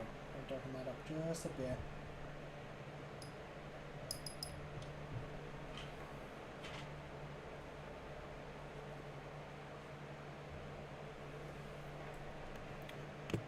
Also, for anyone that's new and just kind of like listening into chat, I do have a Discord that's completely free to join. It is in the description of my channel. It is a place for any sort of hobbyist, whether it be you're into D&D, you're into metalworking, you're into woodworking, any sort of hobby. You can come there, hang out, chat. I'm trying to be a little more active in there, so... Have I ever done an evil campaign? I'm terrified of what players will come up with. I haven't done an evil campaign. I'm not opposed to doing one. I always like the idea of do a session 0 with your players so that you're all on the same base of like what you want to get out of it. Like, I know as the DM what I want to do for a game, but this is a story-based game. Your players are going to have different ideas on what they want to get done as well. So I think it's important to talk with your players and kind of like come up with a plan, or not a plan, but come up with like, what do you want to do? Are you okay with just going with the story I tell you? Or are you like, I want to do this with my character, and like this is what I'd have planned as a goal.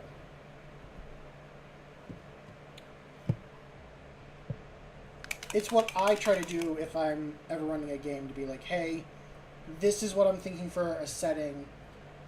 This is like what we're going for. Like, are you as players okay with that? Or is there something that you want to do?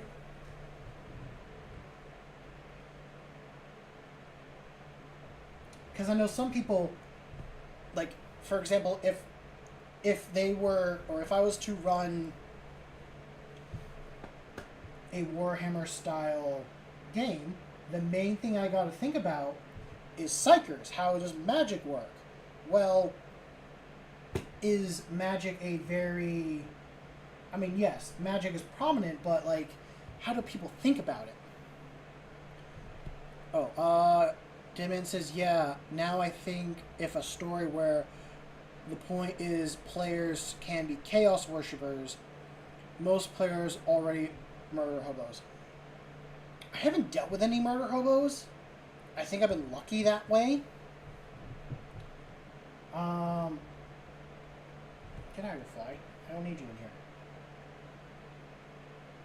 I mean, are chaos worshippers like all about murder and sacrifice? Yeah.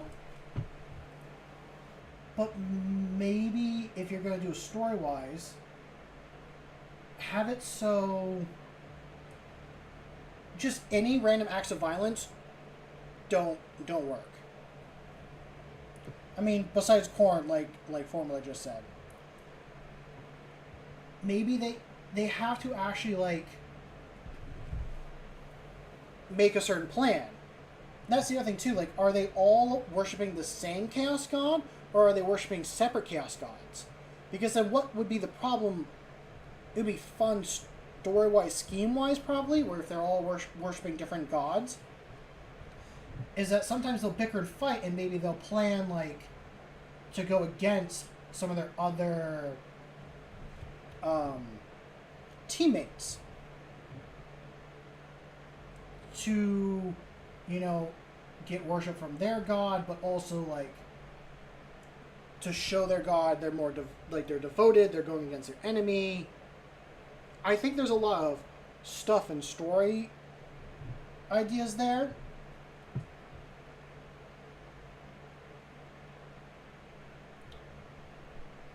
I've heard of different ways of dealing with murder hobos,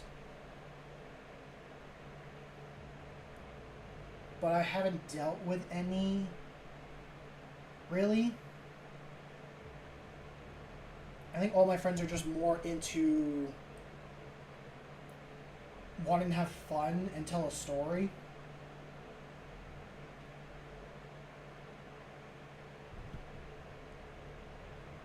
But I'm also someone that I kind of play with a... I play with a rule, and it's a 2-1-2, or it's a 1-2-1. And that is...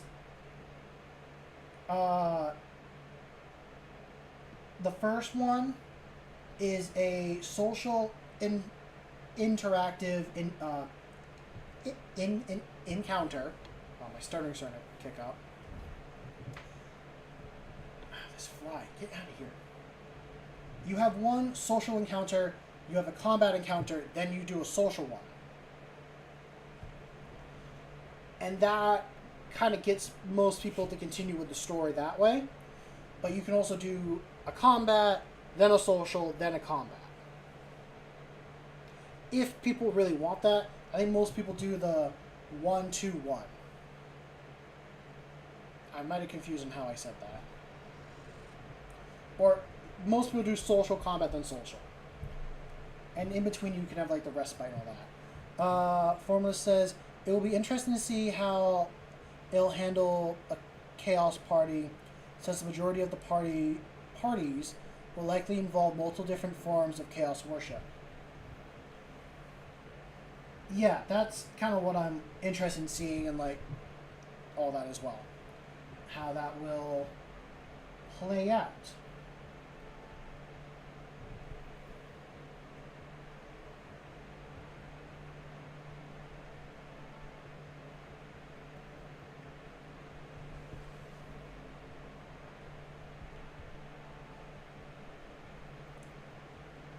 Oh, and I don't like shilling myself out, but I'm just gonna say it real quick so I'm kind of done saying it. For those that want to support the channel a little bit more, I have a coffee account that you can donate to. Anything you donate goes straight into the channel for improvements in the setup, camera quality, all that simple stuff. But there's no need to donate either. Just having people here watching, chatting, and being involved with the community is more than enough. But it's there if people want to give a little bit extra. But I understand times are tough. Times are tough for everyone, and not everyone is able to donate money or give money. So,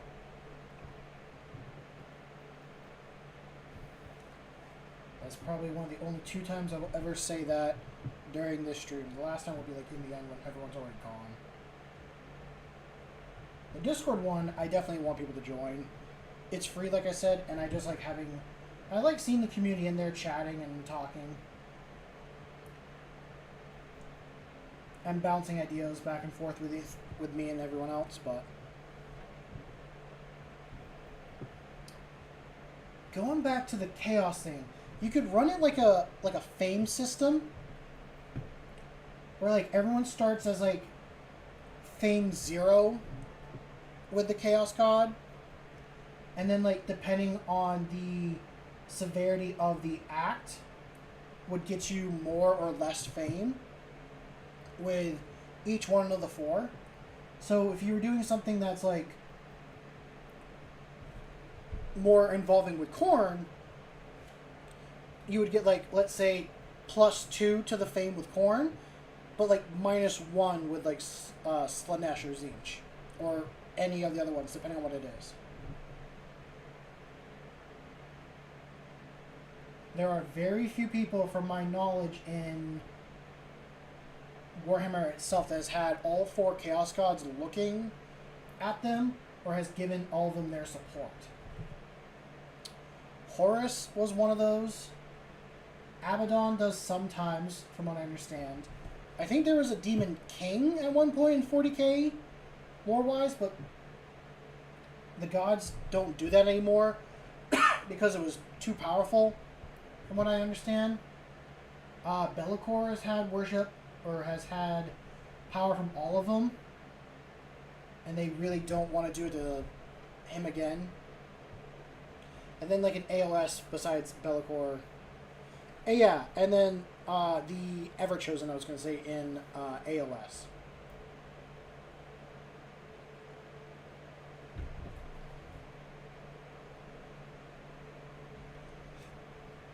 Which he's got a cool model talking about the Everchosen in AOS right on top of that dragon-like creature. That's definitely a model I want to get for when I do a Chaos Army in Age of Sigmar.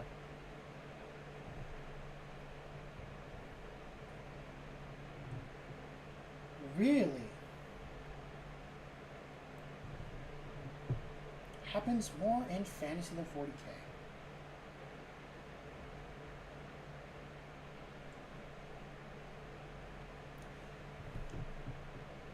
I mean, I think in 40k, the Chaos Gods are way more prone to just, like, backstab each other and not work together. I mean, if they did work together, the universe would be...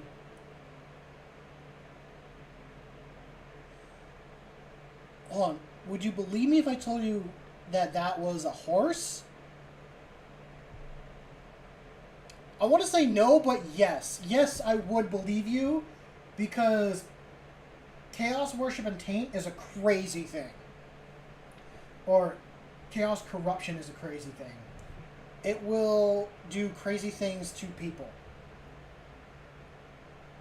So yes, I can believe it, but I'm also like, what the fuck?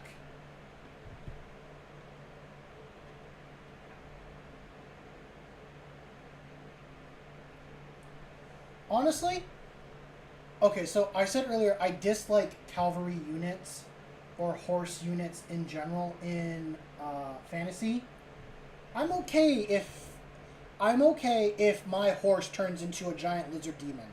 I'd be okay with painting those models up. Archeon's mount was a horse that ate the soul of 3 greater demons to become that. Jesus! And I thought the Death Korps Krieg horses were metal. That is so much more terrifying.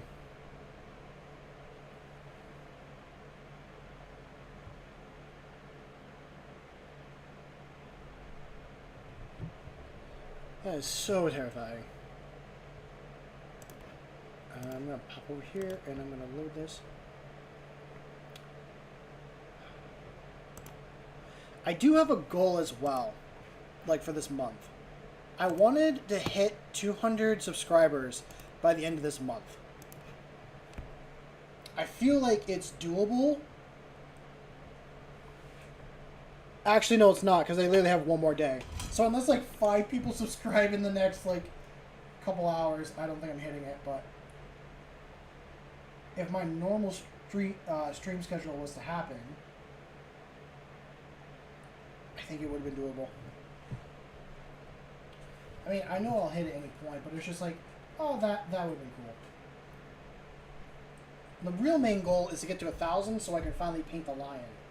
I've had the lion model for like over a year now, or close to a year, and I'm so terrified to paint him because I don't think I'll do a good job. I say that, having painted up a Norm emissary here, that is more detailed than the lion, I feel like. It has more nooks and crannies and all that stuff.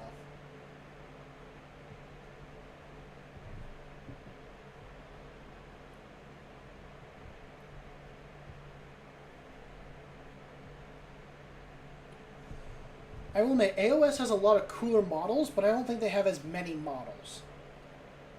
Or at least for the factions I like, there's not as many models. Maybe I'm wrong. I don't know. I think I'm forgetting the word. They're not Thunder Warriors. The Stormcast. They got a good range of models. Definitely some that I want to grab at some point. The Lizardmen, there's a couple models I do want to grab from the Lizardmen. Mostly being like the bigger dinosaurs and all that. Ugh. If it wasn't obvious, I'm a dinosaur kid through and through. So any sort of big, stompy lizard creature is just going straight up the charts for me.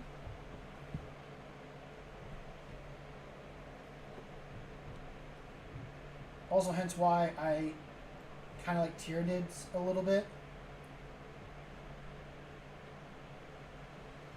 Oh, and all I'm doing currently is I'm trying to make like an acid looking effect kind of come off here. Because where I painted here and all that below, I did in PVA glue to give it a glossy look. So I wanted to try and keep that glossy look kind of coming through.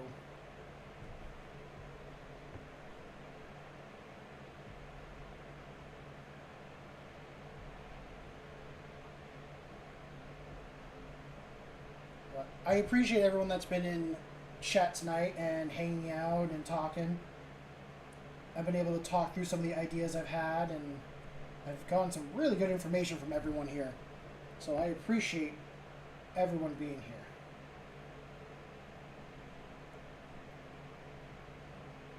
It's such a giant contrast compared to the gray. It's a cool contrast. That's a big contrast.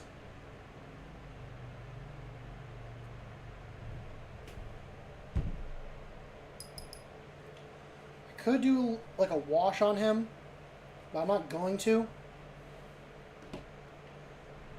It's not perfect, but he's done. I finally finished my Norn assimilator. No, this is the Norn emissary, I mean. Finally got this guy finished after, I think, like 5 or more streams. Yeah, there's a little more I could do here and there, but I'm pretty happy with how he's turned out. And this is not me ending stream. I'm just going to be switching to something else. So he's going to sit off to the side. And the next units we're going to work on is the Tyranid Kill Team. I initially started these guys to try and challenge myself and get them done within 8 hours. That did not happen. I did not paint these guys within 8 hours. It took me 4 hours just to build them, but yeah, painting took longer. So we're going to continue with that.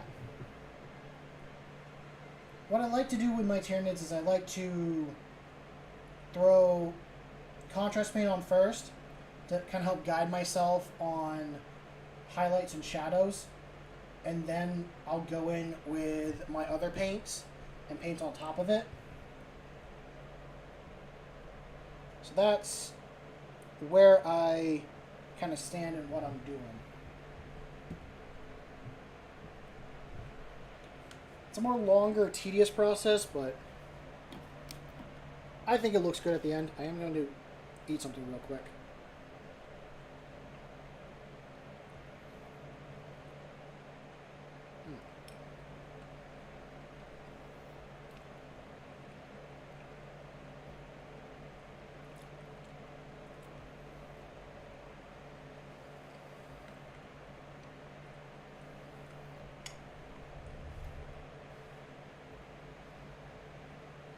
People should take this time to like stand up and walk around for a little bit if they're not already.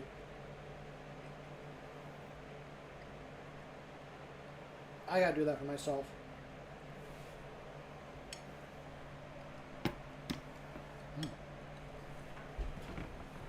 Okay. Yeah, just stand up, take a quick water break. I don't remember what medical thing it is. If you like sit in a chair for too long, I think it causes blood clots eventually.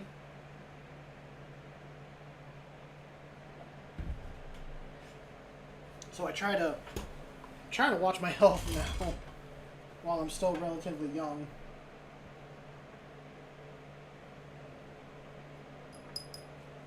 Okay.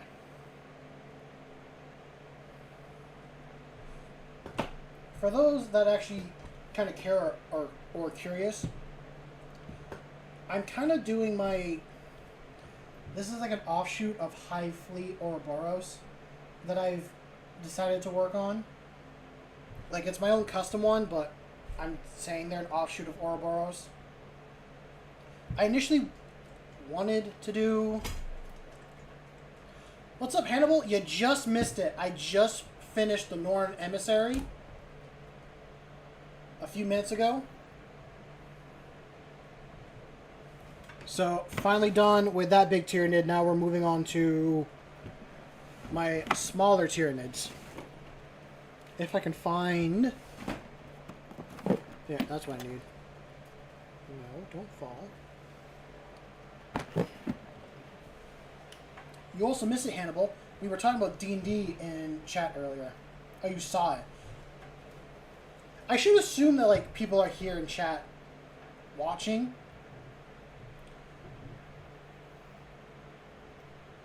Like, there's more people than just who talks. But it's like, unless you speak, I don't realize you're there. But, yeah, we were talking about D&D earlier. I'm happy with the Norn Emissary as well.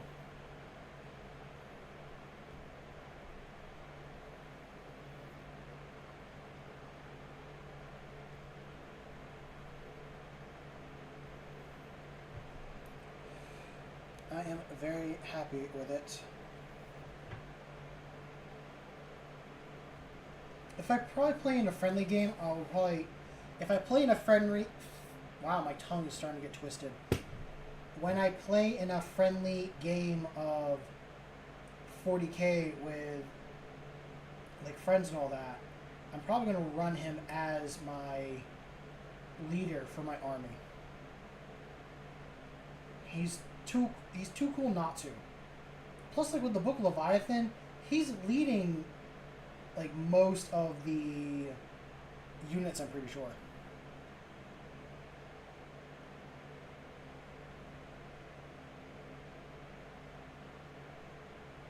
Oh, nice. How's the book?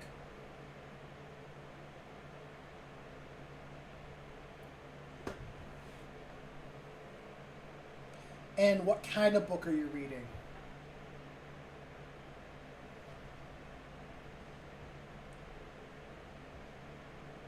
Are you reading another Warhammer book, or are you reading a different one that someone recommended you? Because I know someone else recommended a different book to you as well. Great as always. Nice. Yeah, I'm trying to finish up the book I'm listening to right now so I can start another one. I'm just on a really big fantasy kick right now, and I want to listen to more fantasy books, but I have a few sci-fi ones in my library that are like I should listen to. I don't know. I'm in a weird mood to go camping and pretend to be a fantasy character for like a month or so. I just want to like drop everything I'm doing and go be a fantasy guy. Terry Parsnett, a British author with the Discworld fantasy. I've heard of Discworld. I'm trying to think. Oh yeah, when I was listening to I was listening to world building videos, and Discworld came up a few times in some of those videos. So I will have to check it out.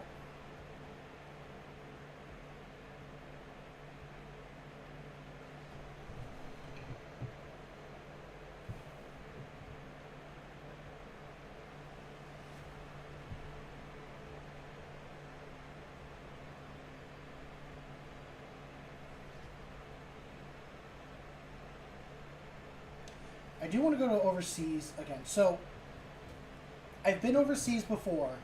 I want to go again.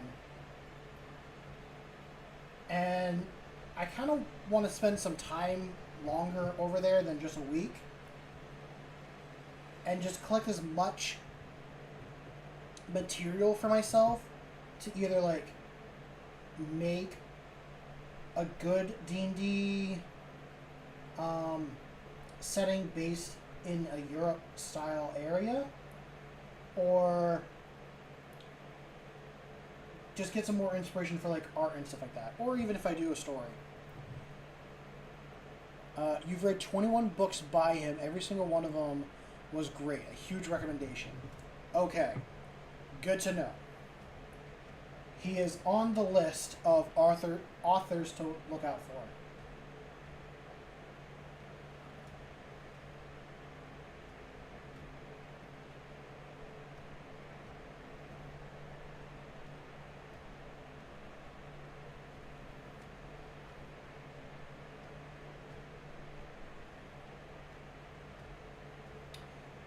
Where do I want to go? I'd like okay. I want to go to the UK. I've been to Ireland, but I want to go to the UK proper to go explore castles and go to the Warhammer Museum. But I also like to go to Scotland, so it's like travel across the UK. I want to go to southern France. I've been to northern France, but I want to check out southern France now. And I want to check out northern Italy. I also want to go check out Austria. I have a friend that lives there currently. And I think it'd be fun to go stay with him for like a little bit and explore Europe that way. His family owns a property in a small ski village in Austria. He works in the kitchen for like he's I think 4 months on, 6 weeks off, and then 4 weeks back on. He's busy during their tourist season, and then he has their off season completely off to go travel. And he's a very big travel bug. I've had him on the channel here before. His name's Mark. Or Marcus. And I want to have him back on again just to chat with him. It's been too long since I've talked with him. But it's... So that's where I want to go in Europe, at least. I should spend some time exploring the U.S. because there is a lot to see in the U.S. But just every time I go overseas, I feel like I'm traveling in a fantasy book, is how I feel. Like, not saying that the U.S. doesn't have that feeling in it. I've felt it before. Europe has it stronger because of all the castle ruins and all the history that's involved with it.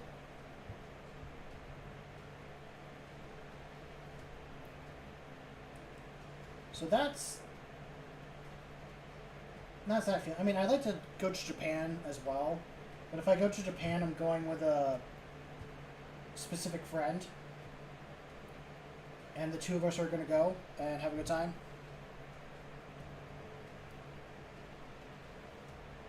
I mean, yeah, that's true.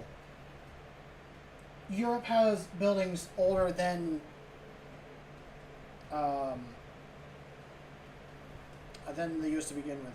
Oh, good night, dead man. I didn't realize you were saying good night. Enjoy the rest of your evening, man.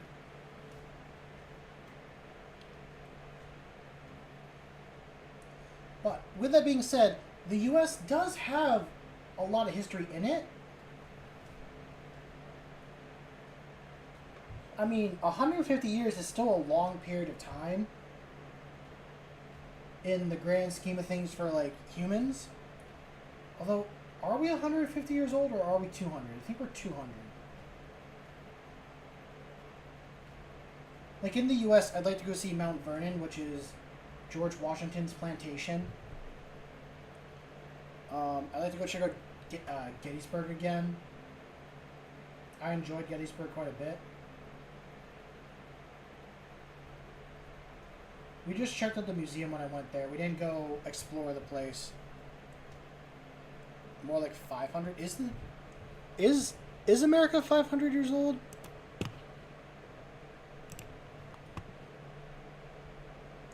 I'm gonna look that up real quick.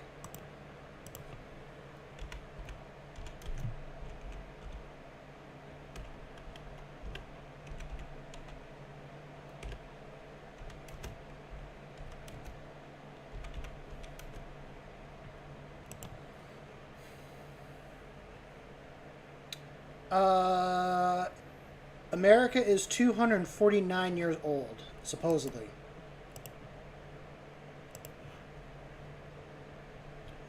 Oh, first settled. Yeah, that's fair enough. It was... I mean, okay. If we really want to take, like, the first settlers... There were first settlers even before Columbus. I mean, and I'm not even talking about the Vikings that came here and settled. I'm talking about, like, the Native Americans that crossed over the land bridge to get here. Those are technically the first settlers. And that's other history I'd like to explore and get into as well, is that old Ice Age history.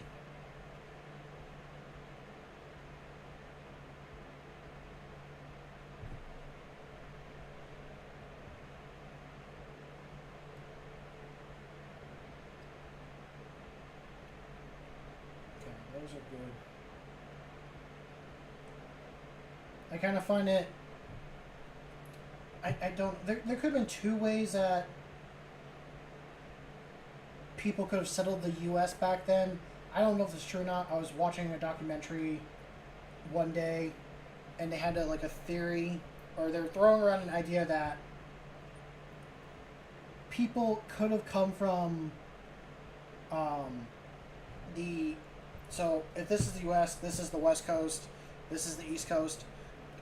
Most people agree that people came from the land bridge up here, and then conquered slowly coming to the east. Some people theorize that some people could have traveled the ice straits across on the accident or something and land on the East Coast as well.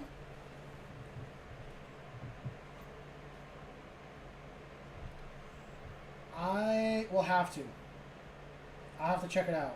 If I go to Florida, I'm coming back with either an alligator or an alligator snapping turtle. That is just coming back with me. Maybe an iguana, depending on my mood.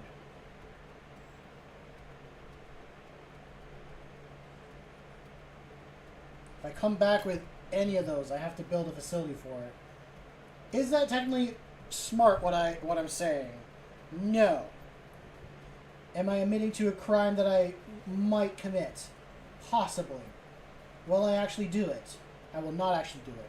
Do I want to? Yes. I will fully admit to that. I want to do that. Will I do it? No. No, I will not do it.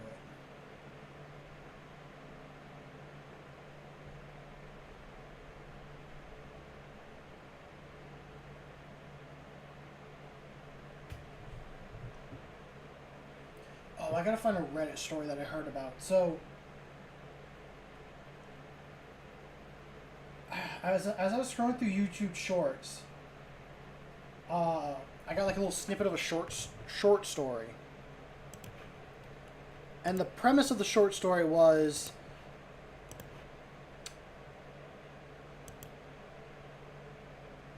how do I want to word this?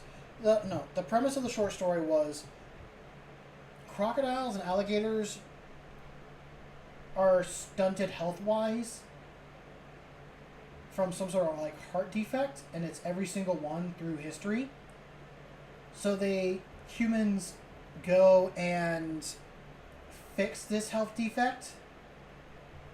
As soon as they do that, all crocodilians start transforming into dragons, because it turns out crocodilians were just stunted forms of dragons.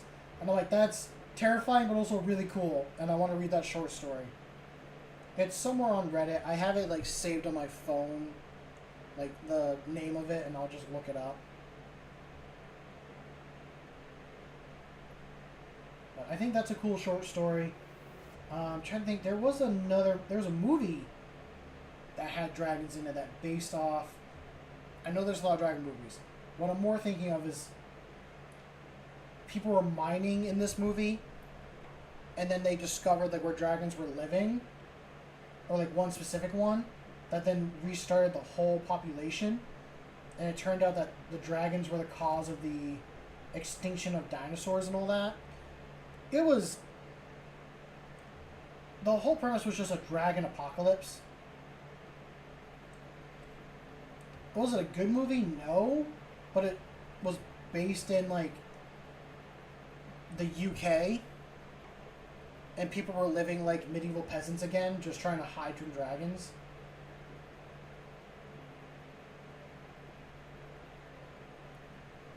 I mean, the dragon's whole survival plan was to sleep for, like, thousands of years, let the earth recuperate, and recreate a bunch of creatures, and wake up, eat all the creatures, and then go back to sleep.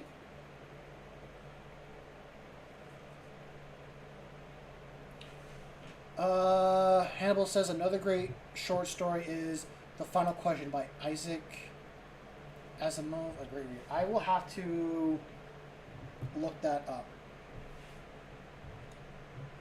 Something else I've been getting a lot in my feed, and I know it's a book, I don't know if it's a good book or not, but I think it's called The Three Planet Problem or something like that. If people know what I'm talking about, the premise is like there's this alien race that's very far off, and they travel at like 1% light speed, but they come from a system that has 3 solar bodies in it, so it's got 3 suns. So every time the 3 suns appear, it just destroys their civilization. So they've had a very slow technology growth. So they're coming to Earth to take it over because we don't have 3 suns that destroy our civilization each time. I'm getting like the TV show shorts, but I know it's a book. And I remember a scene from the book where we like launch this bomb toward what is essentially their probe, and they like destroy the probe super quick.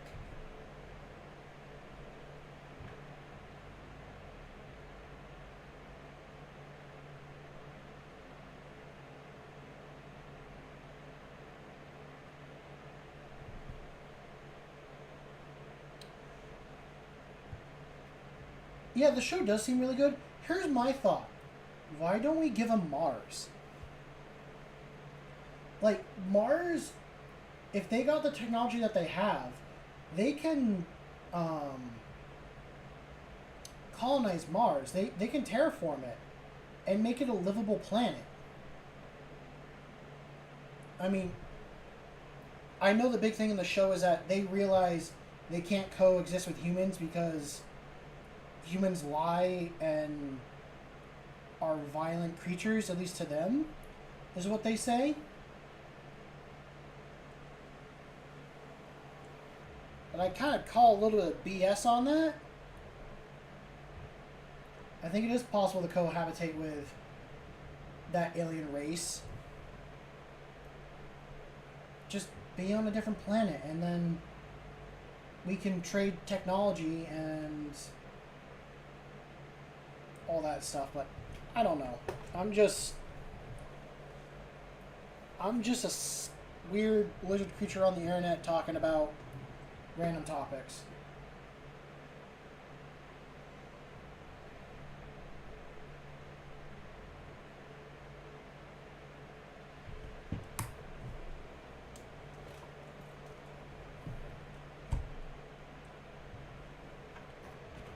Okay.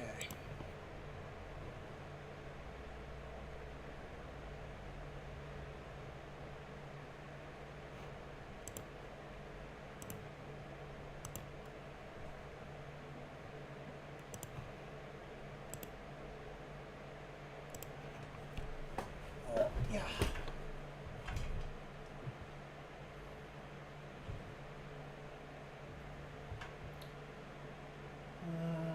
Let's see. What else do I want to chat about? I guess I could chat about the D&D setting that I want to do. I want it to be a grimdark, like, fantasy world where there is magic, but it's heavily persecuted by, like, any form of magic, really. I mean, maybe besides clerics, but it depends on which cleric. And there are gods, but they're not as active in the world. Okay. Hannibal says, the thing is, aliens will realize the human race is not heading towards Star Trek, but towards Dune and 40K. Yeah, I will admit that is true. That is very possible. But, you know, maybe what we need is a little bit of a guiding hand to show, like, hey,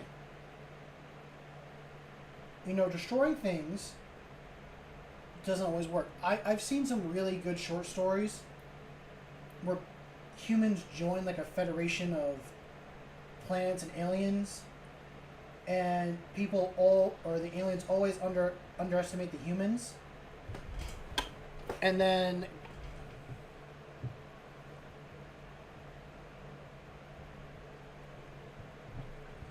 hold on. Why is hold on. Why is every other message showing showing up?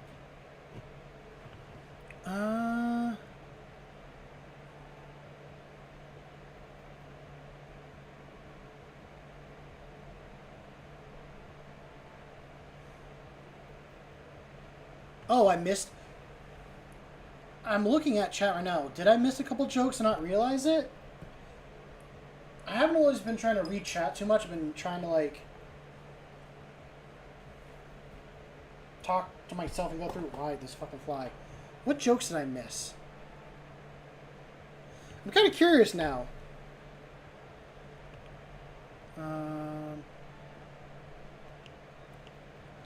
Oh, they're not showing. I mean, it could be filtered. I don't have a mod in chat, but like YouTube could be just filtering them in general, depending on what they have in them for words.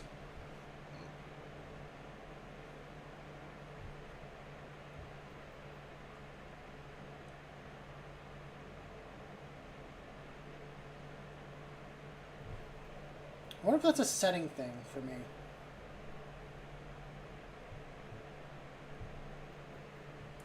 I don't know. YouTube, the internet right now is going to be going through a very weird phase or thing right now, from what I've heard. A lot of the internet's going to be doing what the UK is doing, where it's like censoring a lot of stuff like for the kids, but in reality they're just restricting like control, or they're starting to control what we see and like what we say.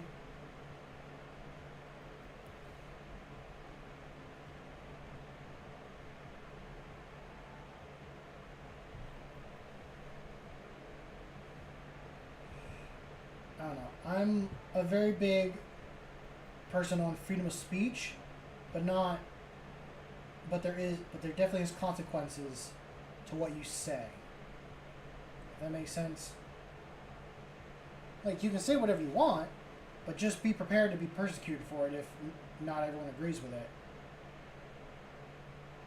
But I don't like cancel culture either. Cancel culture is not okay.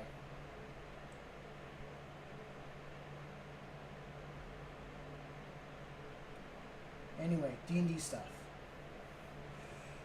What do I... If I do the solo thing with my friend, I'm thinking of being like, hey,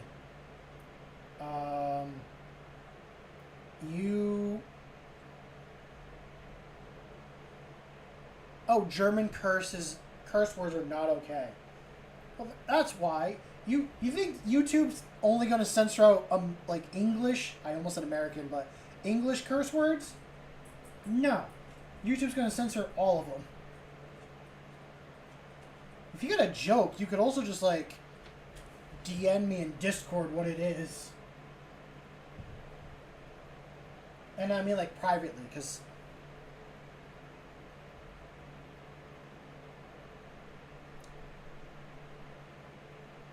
I don't want everyone to go out there and message me on Discord and all that. I'm giving Hannibal the permission to do that.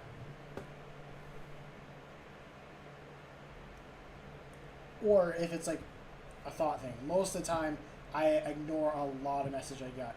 And right now, I got a random message from someone like asking where I'm from and all that. And it's from one Discord server that I've gotten so many people asking if I want art made from them, because it's a D&D server. So all they're doing is they're just mass messaging people, trying to get them to like pay them money so that they can make them art, and I'm pretty sure it's just going to be a scam where they'll get the money and never give you the art. And I don't fall for those. Don't fall for those. This fly is starting to piss me off.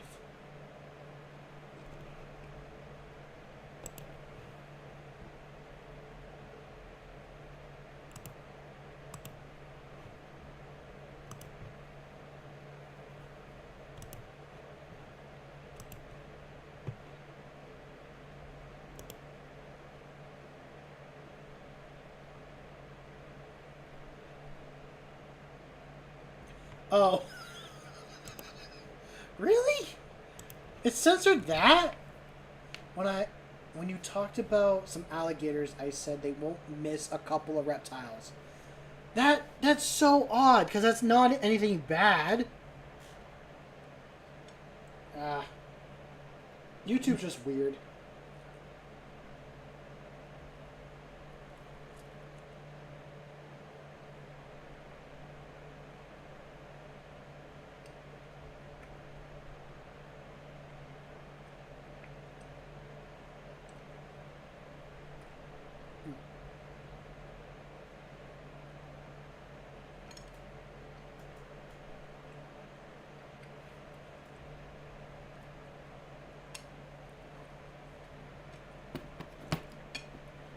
Sorry, folks. I was just snacking on something.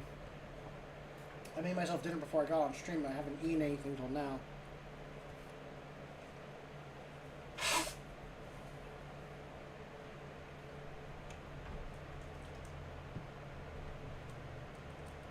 So yeah, if I do this solo D&D game with this friend, I'm thinking of like having him join or be a part of like a witch hunting group.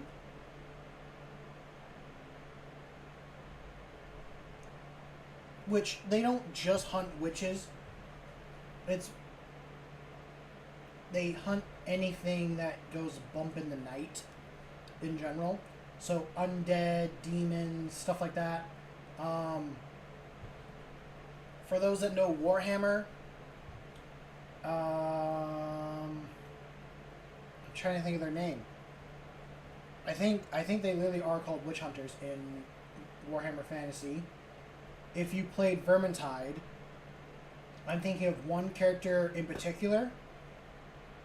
He's like a religious zealot, always talking about Sigmar. If you're thinking of 40k, think of the Inquisition, and like all their dealing with different alien races. Yes, if you look up, so Age of Sigmar is the current fantasy version of Warhammer, and there's a group in them called witch hunters, and they hunt like demons and psychers, which are people that can do magic, and they can also deal with other races in that world. They're a mixture of like a crusader. They're a mixture of like a crusader and someone from like the Salem witch trials. All just put into one character. Or like one faction, I should say. That's just a very like, if you're not a part of Warhammer, this is the closest thing in our world that I would say they are.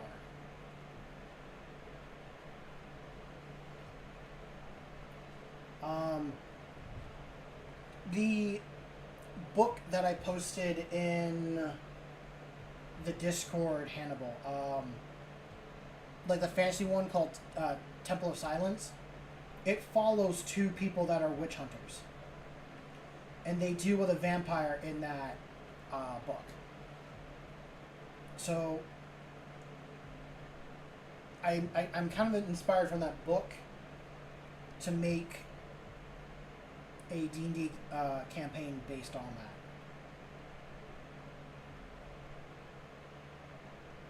So I'm thinking like, hey, or just telling this guy like, hey, you're a part of this group, which is why you're off adventuring. You're off to go find, what goes bump in the night, keep the people safe. You have almost unlimited authority, but not in the beginning, only like when they get more famous, I guess, because I guess in that world, or in Warhammer, witch hunters have a lot of power. Yeah, I'd say it's a good book to read or listen to. I enjoyed it. It made me want to read more books like it. I think it's a part of a series, but they're not all numbered. I think they're just multiple books following these two. It follows a father and his daughter that do this. And I liked the ending.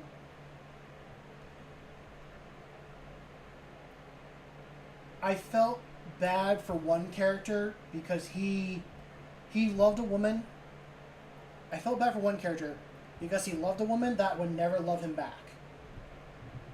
And that woman was dealing with the guilt of her choices to try and save her people. But in the end, just dooming them in the long run.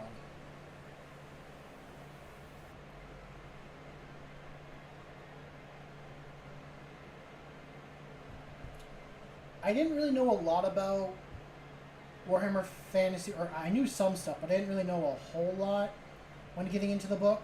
So it was a lot of like information of like, it was kind of like the first time like that you were reading Son of the Forest, Hannibal. It's similar to that feeling for me, where like I don't know what's being said, but I can get the gist of it.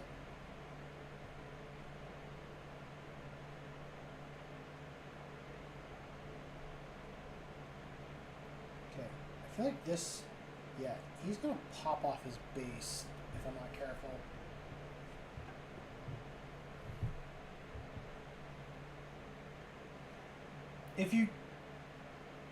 I'm trying to think if it's similar to like Dracula in a way. If you ever read Dracula, I mean, you're dealing with vampires now, so anyway. I'm thinking of also having, like, I want more than one person to play with this, but if I can only get one person, I'll get one person. I want to give them a base of operations. Like, if they're working in an area for quite a while, I want to give them, like, a place that the player can call home.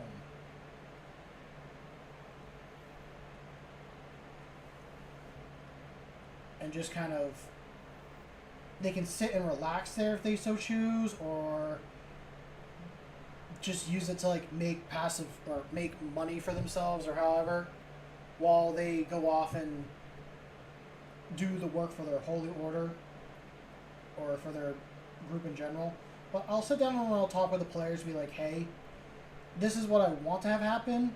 What do you guys want to have happen? Like, just do a session 0 and just get everyone on the same page.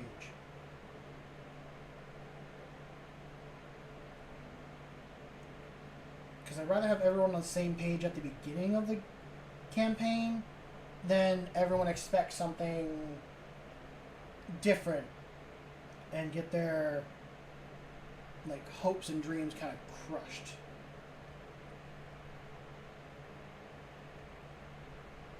Which I should check. Oh.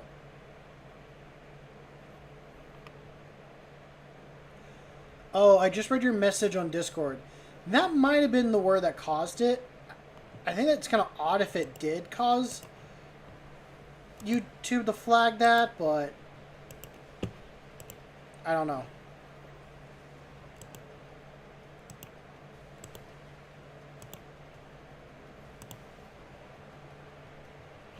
kind of like an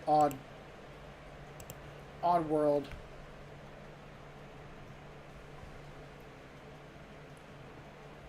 Yeah, lessen the chaos, I guess.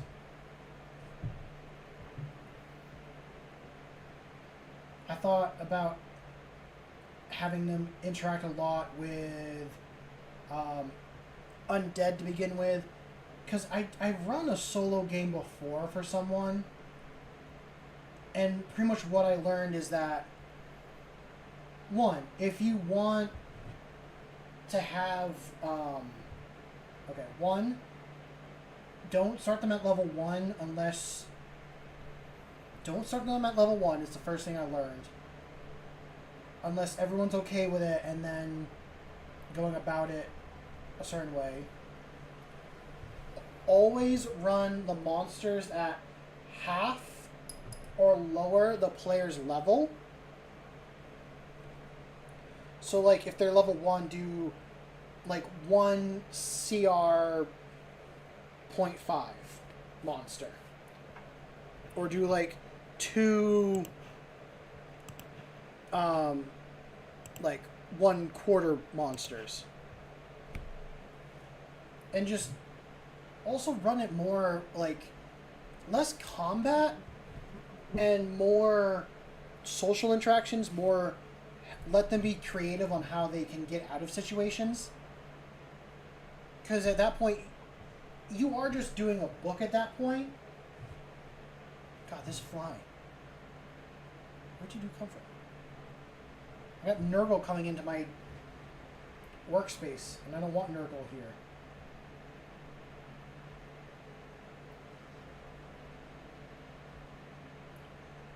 But also going with that statement on running monsters at a lower level than the player, I also take that rule when I make NPCs, or like a NPC that's going to travel with the party. I make them a level like under, or a couple levels under the party.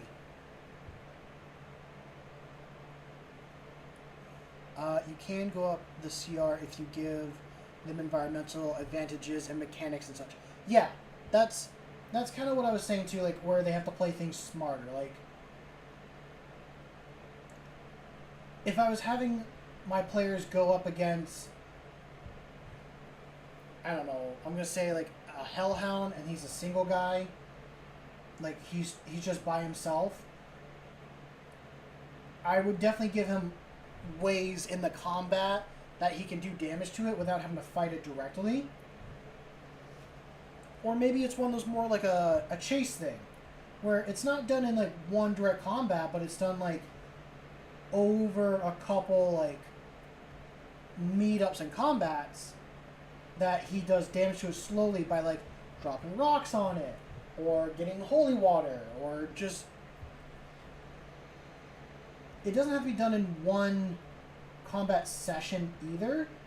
It can drag to a couple encounters, which I think that kind of runs better, because you can almost do a chase scene but not have it be a chase scene.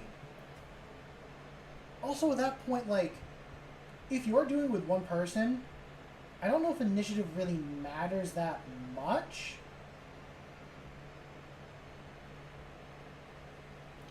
Yeah, I mean, that's definitely true. I mean, if it's a Hellhound, he can tame it. Like, I like people... When I play, I want to be creative and try to solve a problem that most people wouldn't think of. But I also reward players that do the same. If I DM, like, if you are creative in how you handle the situation... I'm going to try killing this fly if I can. Nope, it's going away. Get out of here. What do I have here that you are interested in? You keep flying around my paints.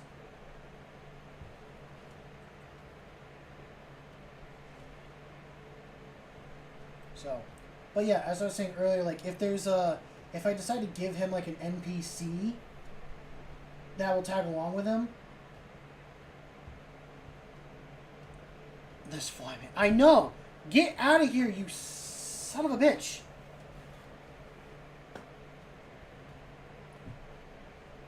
I'm just blaming Nurgle. Nurgle is trying to invade my space and distract me from painting Tyranids.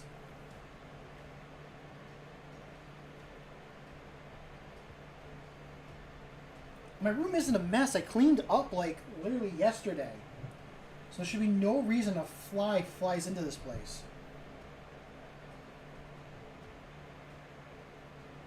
I don't know. They're just being weird, but... No, I'm excited to run this game for him. I haven't run a D&D game in years. It would be nice to run one again.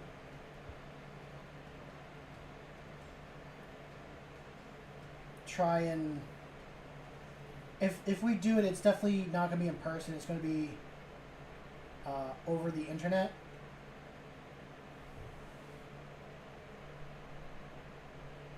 Yeah, that's honestly how it feels. Like, have you heard of our Lord and Savior Nurgle? Yeah, I've heard of him and I don't want him. Get out of here. Jeez.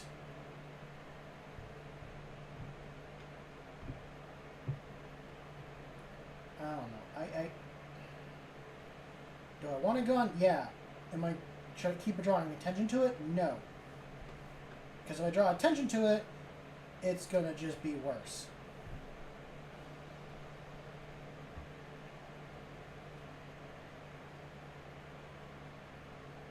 So, that is all. Oh, and as a heads up, I am going to be streaming tomorrow. I just don't know if I'm going to do these Tyranids or if I'm going to do my Space Marines. I think I might start another, like, challenge for myself where I try to complete 2,000 points within 40 days. I think I'll do that.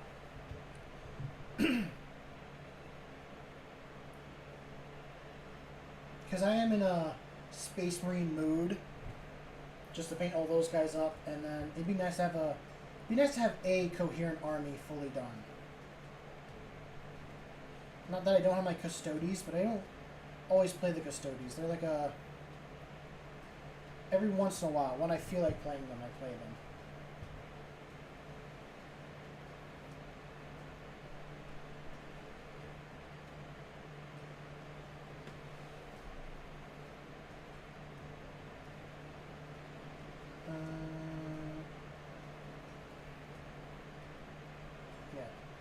Does get that brown.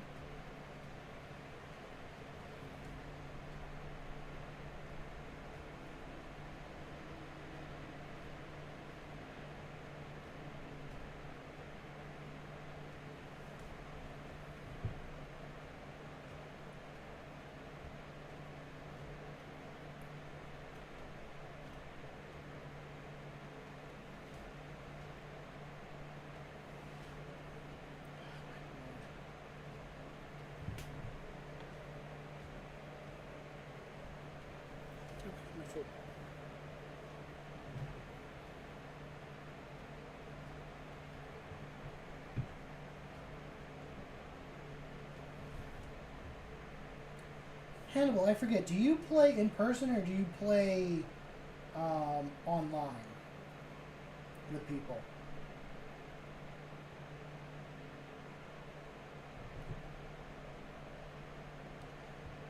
Because I've never used like Roll20 before. I tried using it before on making maps and I couldn't fully understand it.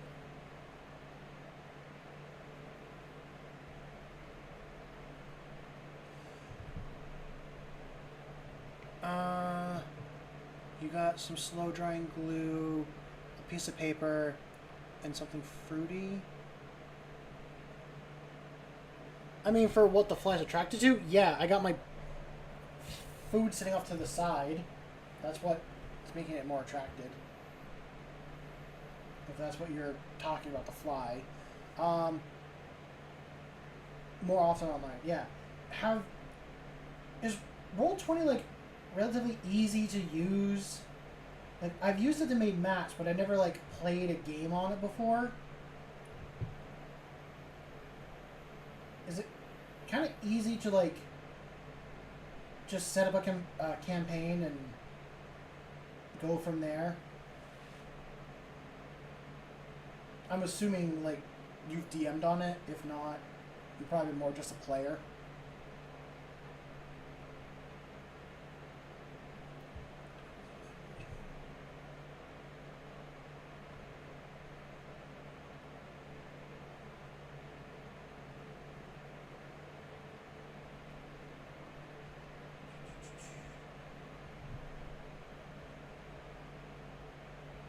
Okay.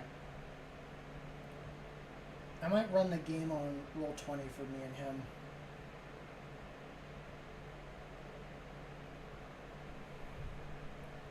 I mean, I don't really need like a lot of maps to begin with.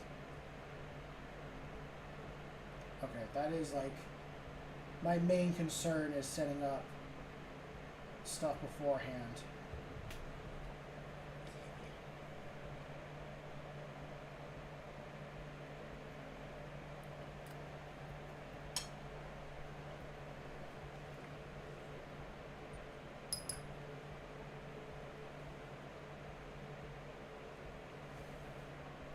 Okay.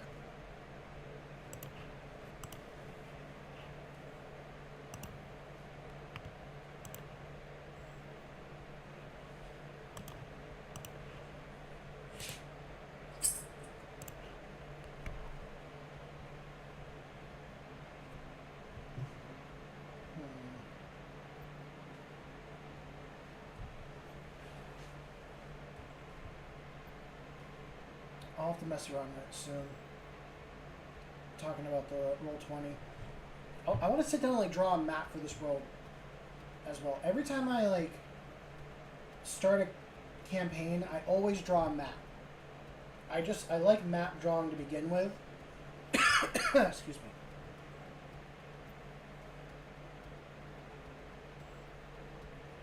I don't know. I've always just been a fan of like drawing fantasy maps and all that stuff, and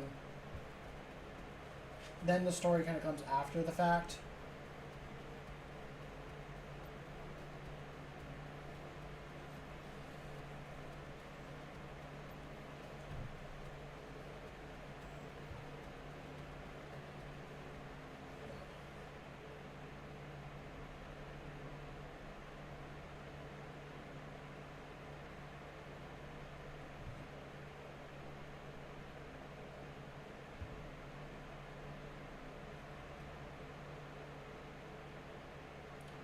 Thinking if I'm gonna have him fight a monster, it's definitely gonna be some undead, like maybe a couple skeletons, maybe a zombie.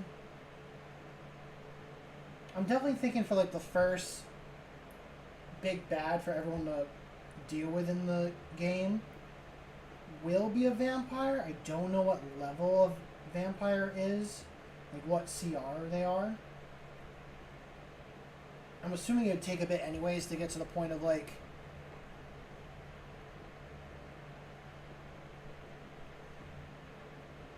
dude, I loved reading The Hobbit. The Hobbit was such a good book to read. I think my favorite thing about most of it was the food descriptions and how he explained the environment. I really enjoyed those two parts. Just actually everything in the book in general was like awesome.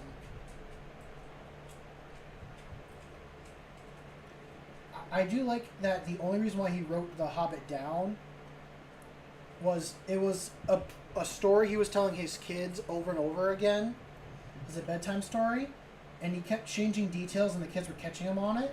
So he finally said, I'm going to write down this story so I have a consistent like setting to always go back to.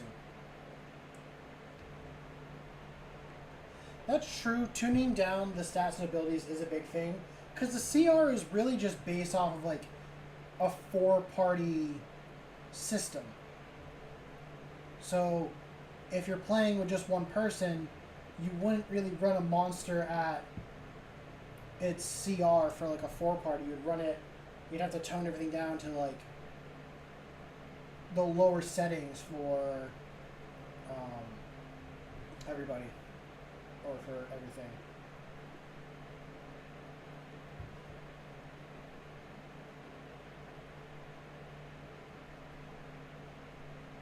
Okay.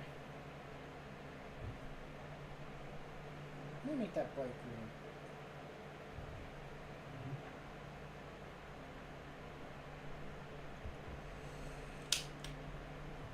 Talk about bright green. That is the next thing I gotta do is get that speed paint together and put that on.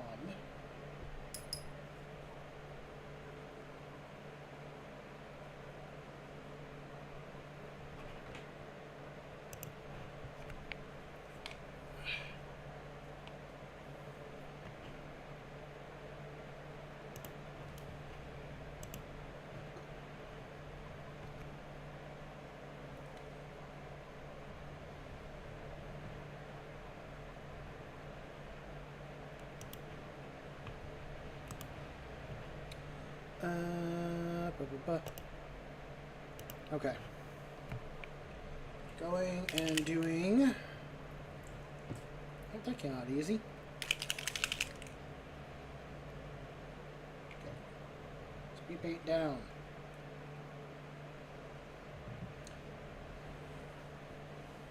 And it depends on the player. Power gaming, min-maxing, or just silly stuff good for her. Yeah.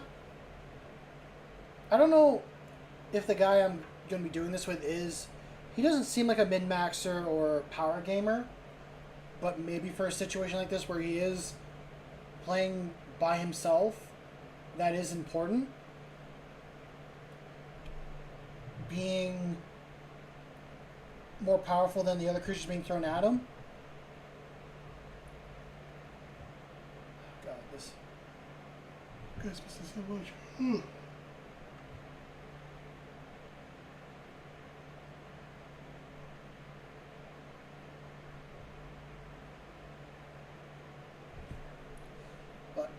I'll talk with him. I know he's working right now, so he'll probably reply like later this evening to my messages and all that.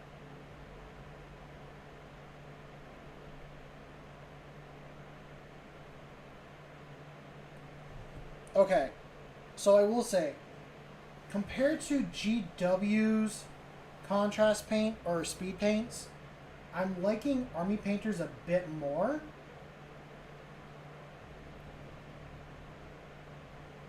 At least I'm liking this green a lot more. It's a little... It's definitely above one of their washes. I'm talking about the Army Painter stuff. It covers things pretty well.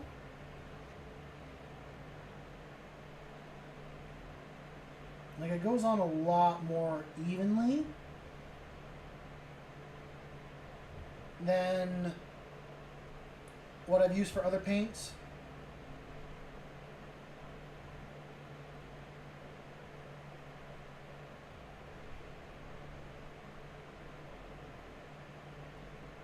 So I might be grabbing some more of these speed paints in the future. I'll go for that.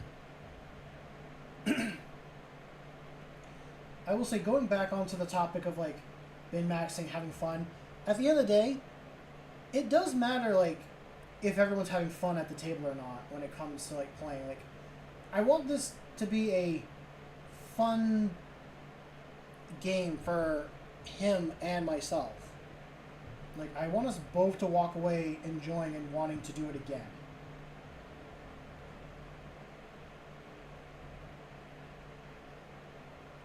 And if one of us is unsatisfied with the way it's going, we need to discuss with each other and be like, hey, I'm not enjoying it as much and this is why. And if he's like, okay, well, I like this and this, but we can change this, and I'll just talk about it, go through with it.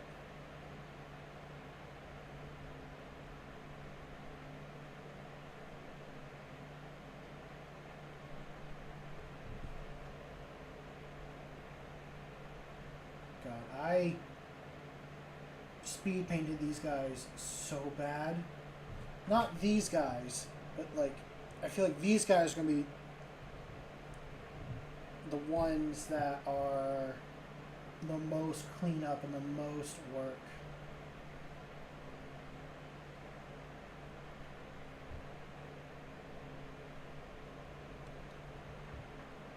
I mean, trying to have fun in general, I think, is manageable. It's the first thing that everyone should focus on at the table, because I think besides scheduling, when you get one player that just kind of like ruins the fun for everyone else, then, you know, there's no point in doing that. Like, that person shouldn't be a part of the game. And it sucks more even if it's the DM that's like that.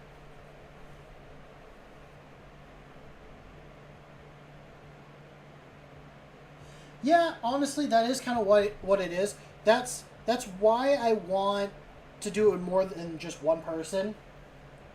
Because I actually want it to be a game. I don't want it to be like, oh, hey, let's talk once a week and like pretend to be these people and characters.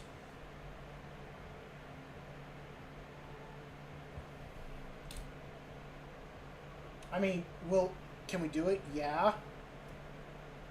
But I just want to make sure, or I just want to tell a story with all my friends, and I want to have everyone there.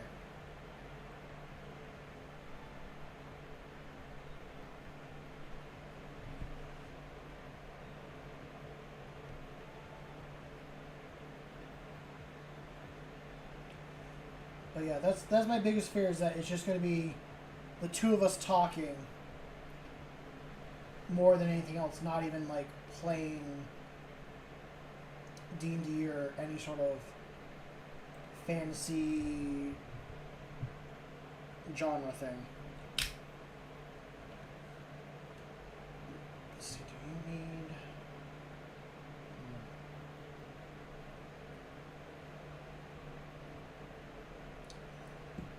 Yeah, we probably could.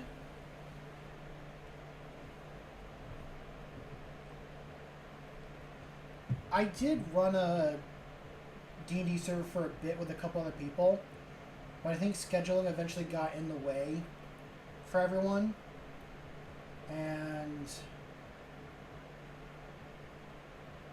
all that. I'm a little bit like weird and awkward when it... Yeah, and you literally just said what I was about to say. Hannibal said, but that may be getting awkward if the randos are just getting creepy.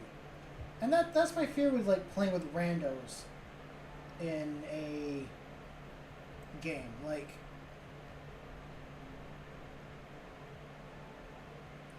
I don't want to deal with this weird creepy thing or some random people's fetish. Not that I would be, but that's just how most D&D horror stories I've heard have turned out. I mean, you only hear about like the bad ones. I don't know how often people hear about the good ones.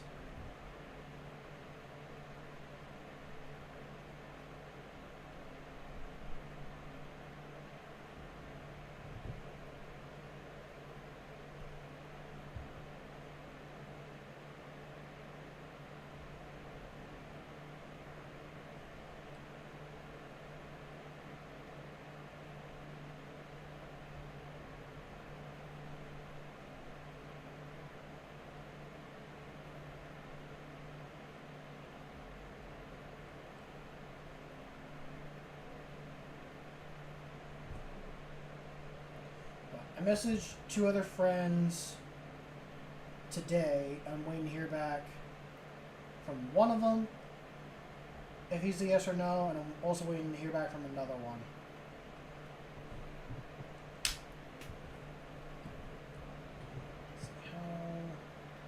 2 tail and then just the little green bits. I know yours technically should be brown, but I wanted to do these as green just to see the difference. I think that green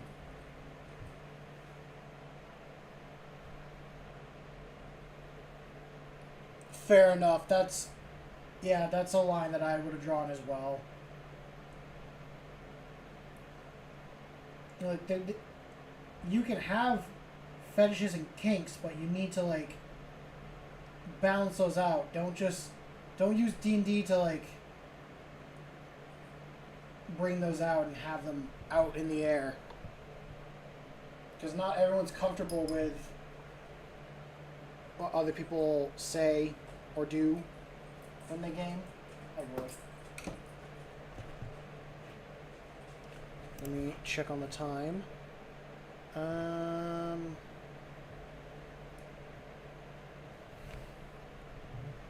feel like this is a good stopping point at the moment. I think tomorrow I will continue with these guys and we'll bump them up to the next level. Yeah, I think I'm going to call stream here. Not my normal 4 hours like I've normally done, but I still feel good. I got my main thing accomplished that I want to get done. And hold on, I'm just kind of moving over to some other things. Yeah. So, I hope everyone enjoyed their night. I am planning on streaming tomorrow from 6 to 10. I'm definitely going to be doing a 6 to 10 stream tomorrow. And then, yeah, hopefully we go back to, like, the normal schedule of Tuesday and then whatever other day I decide. But I hope everyone has a good night. And they go and enjoy themselves. Go out there and make something awesome. I know you will.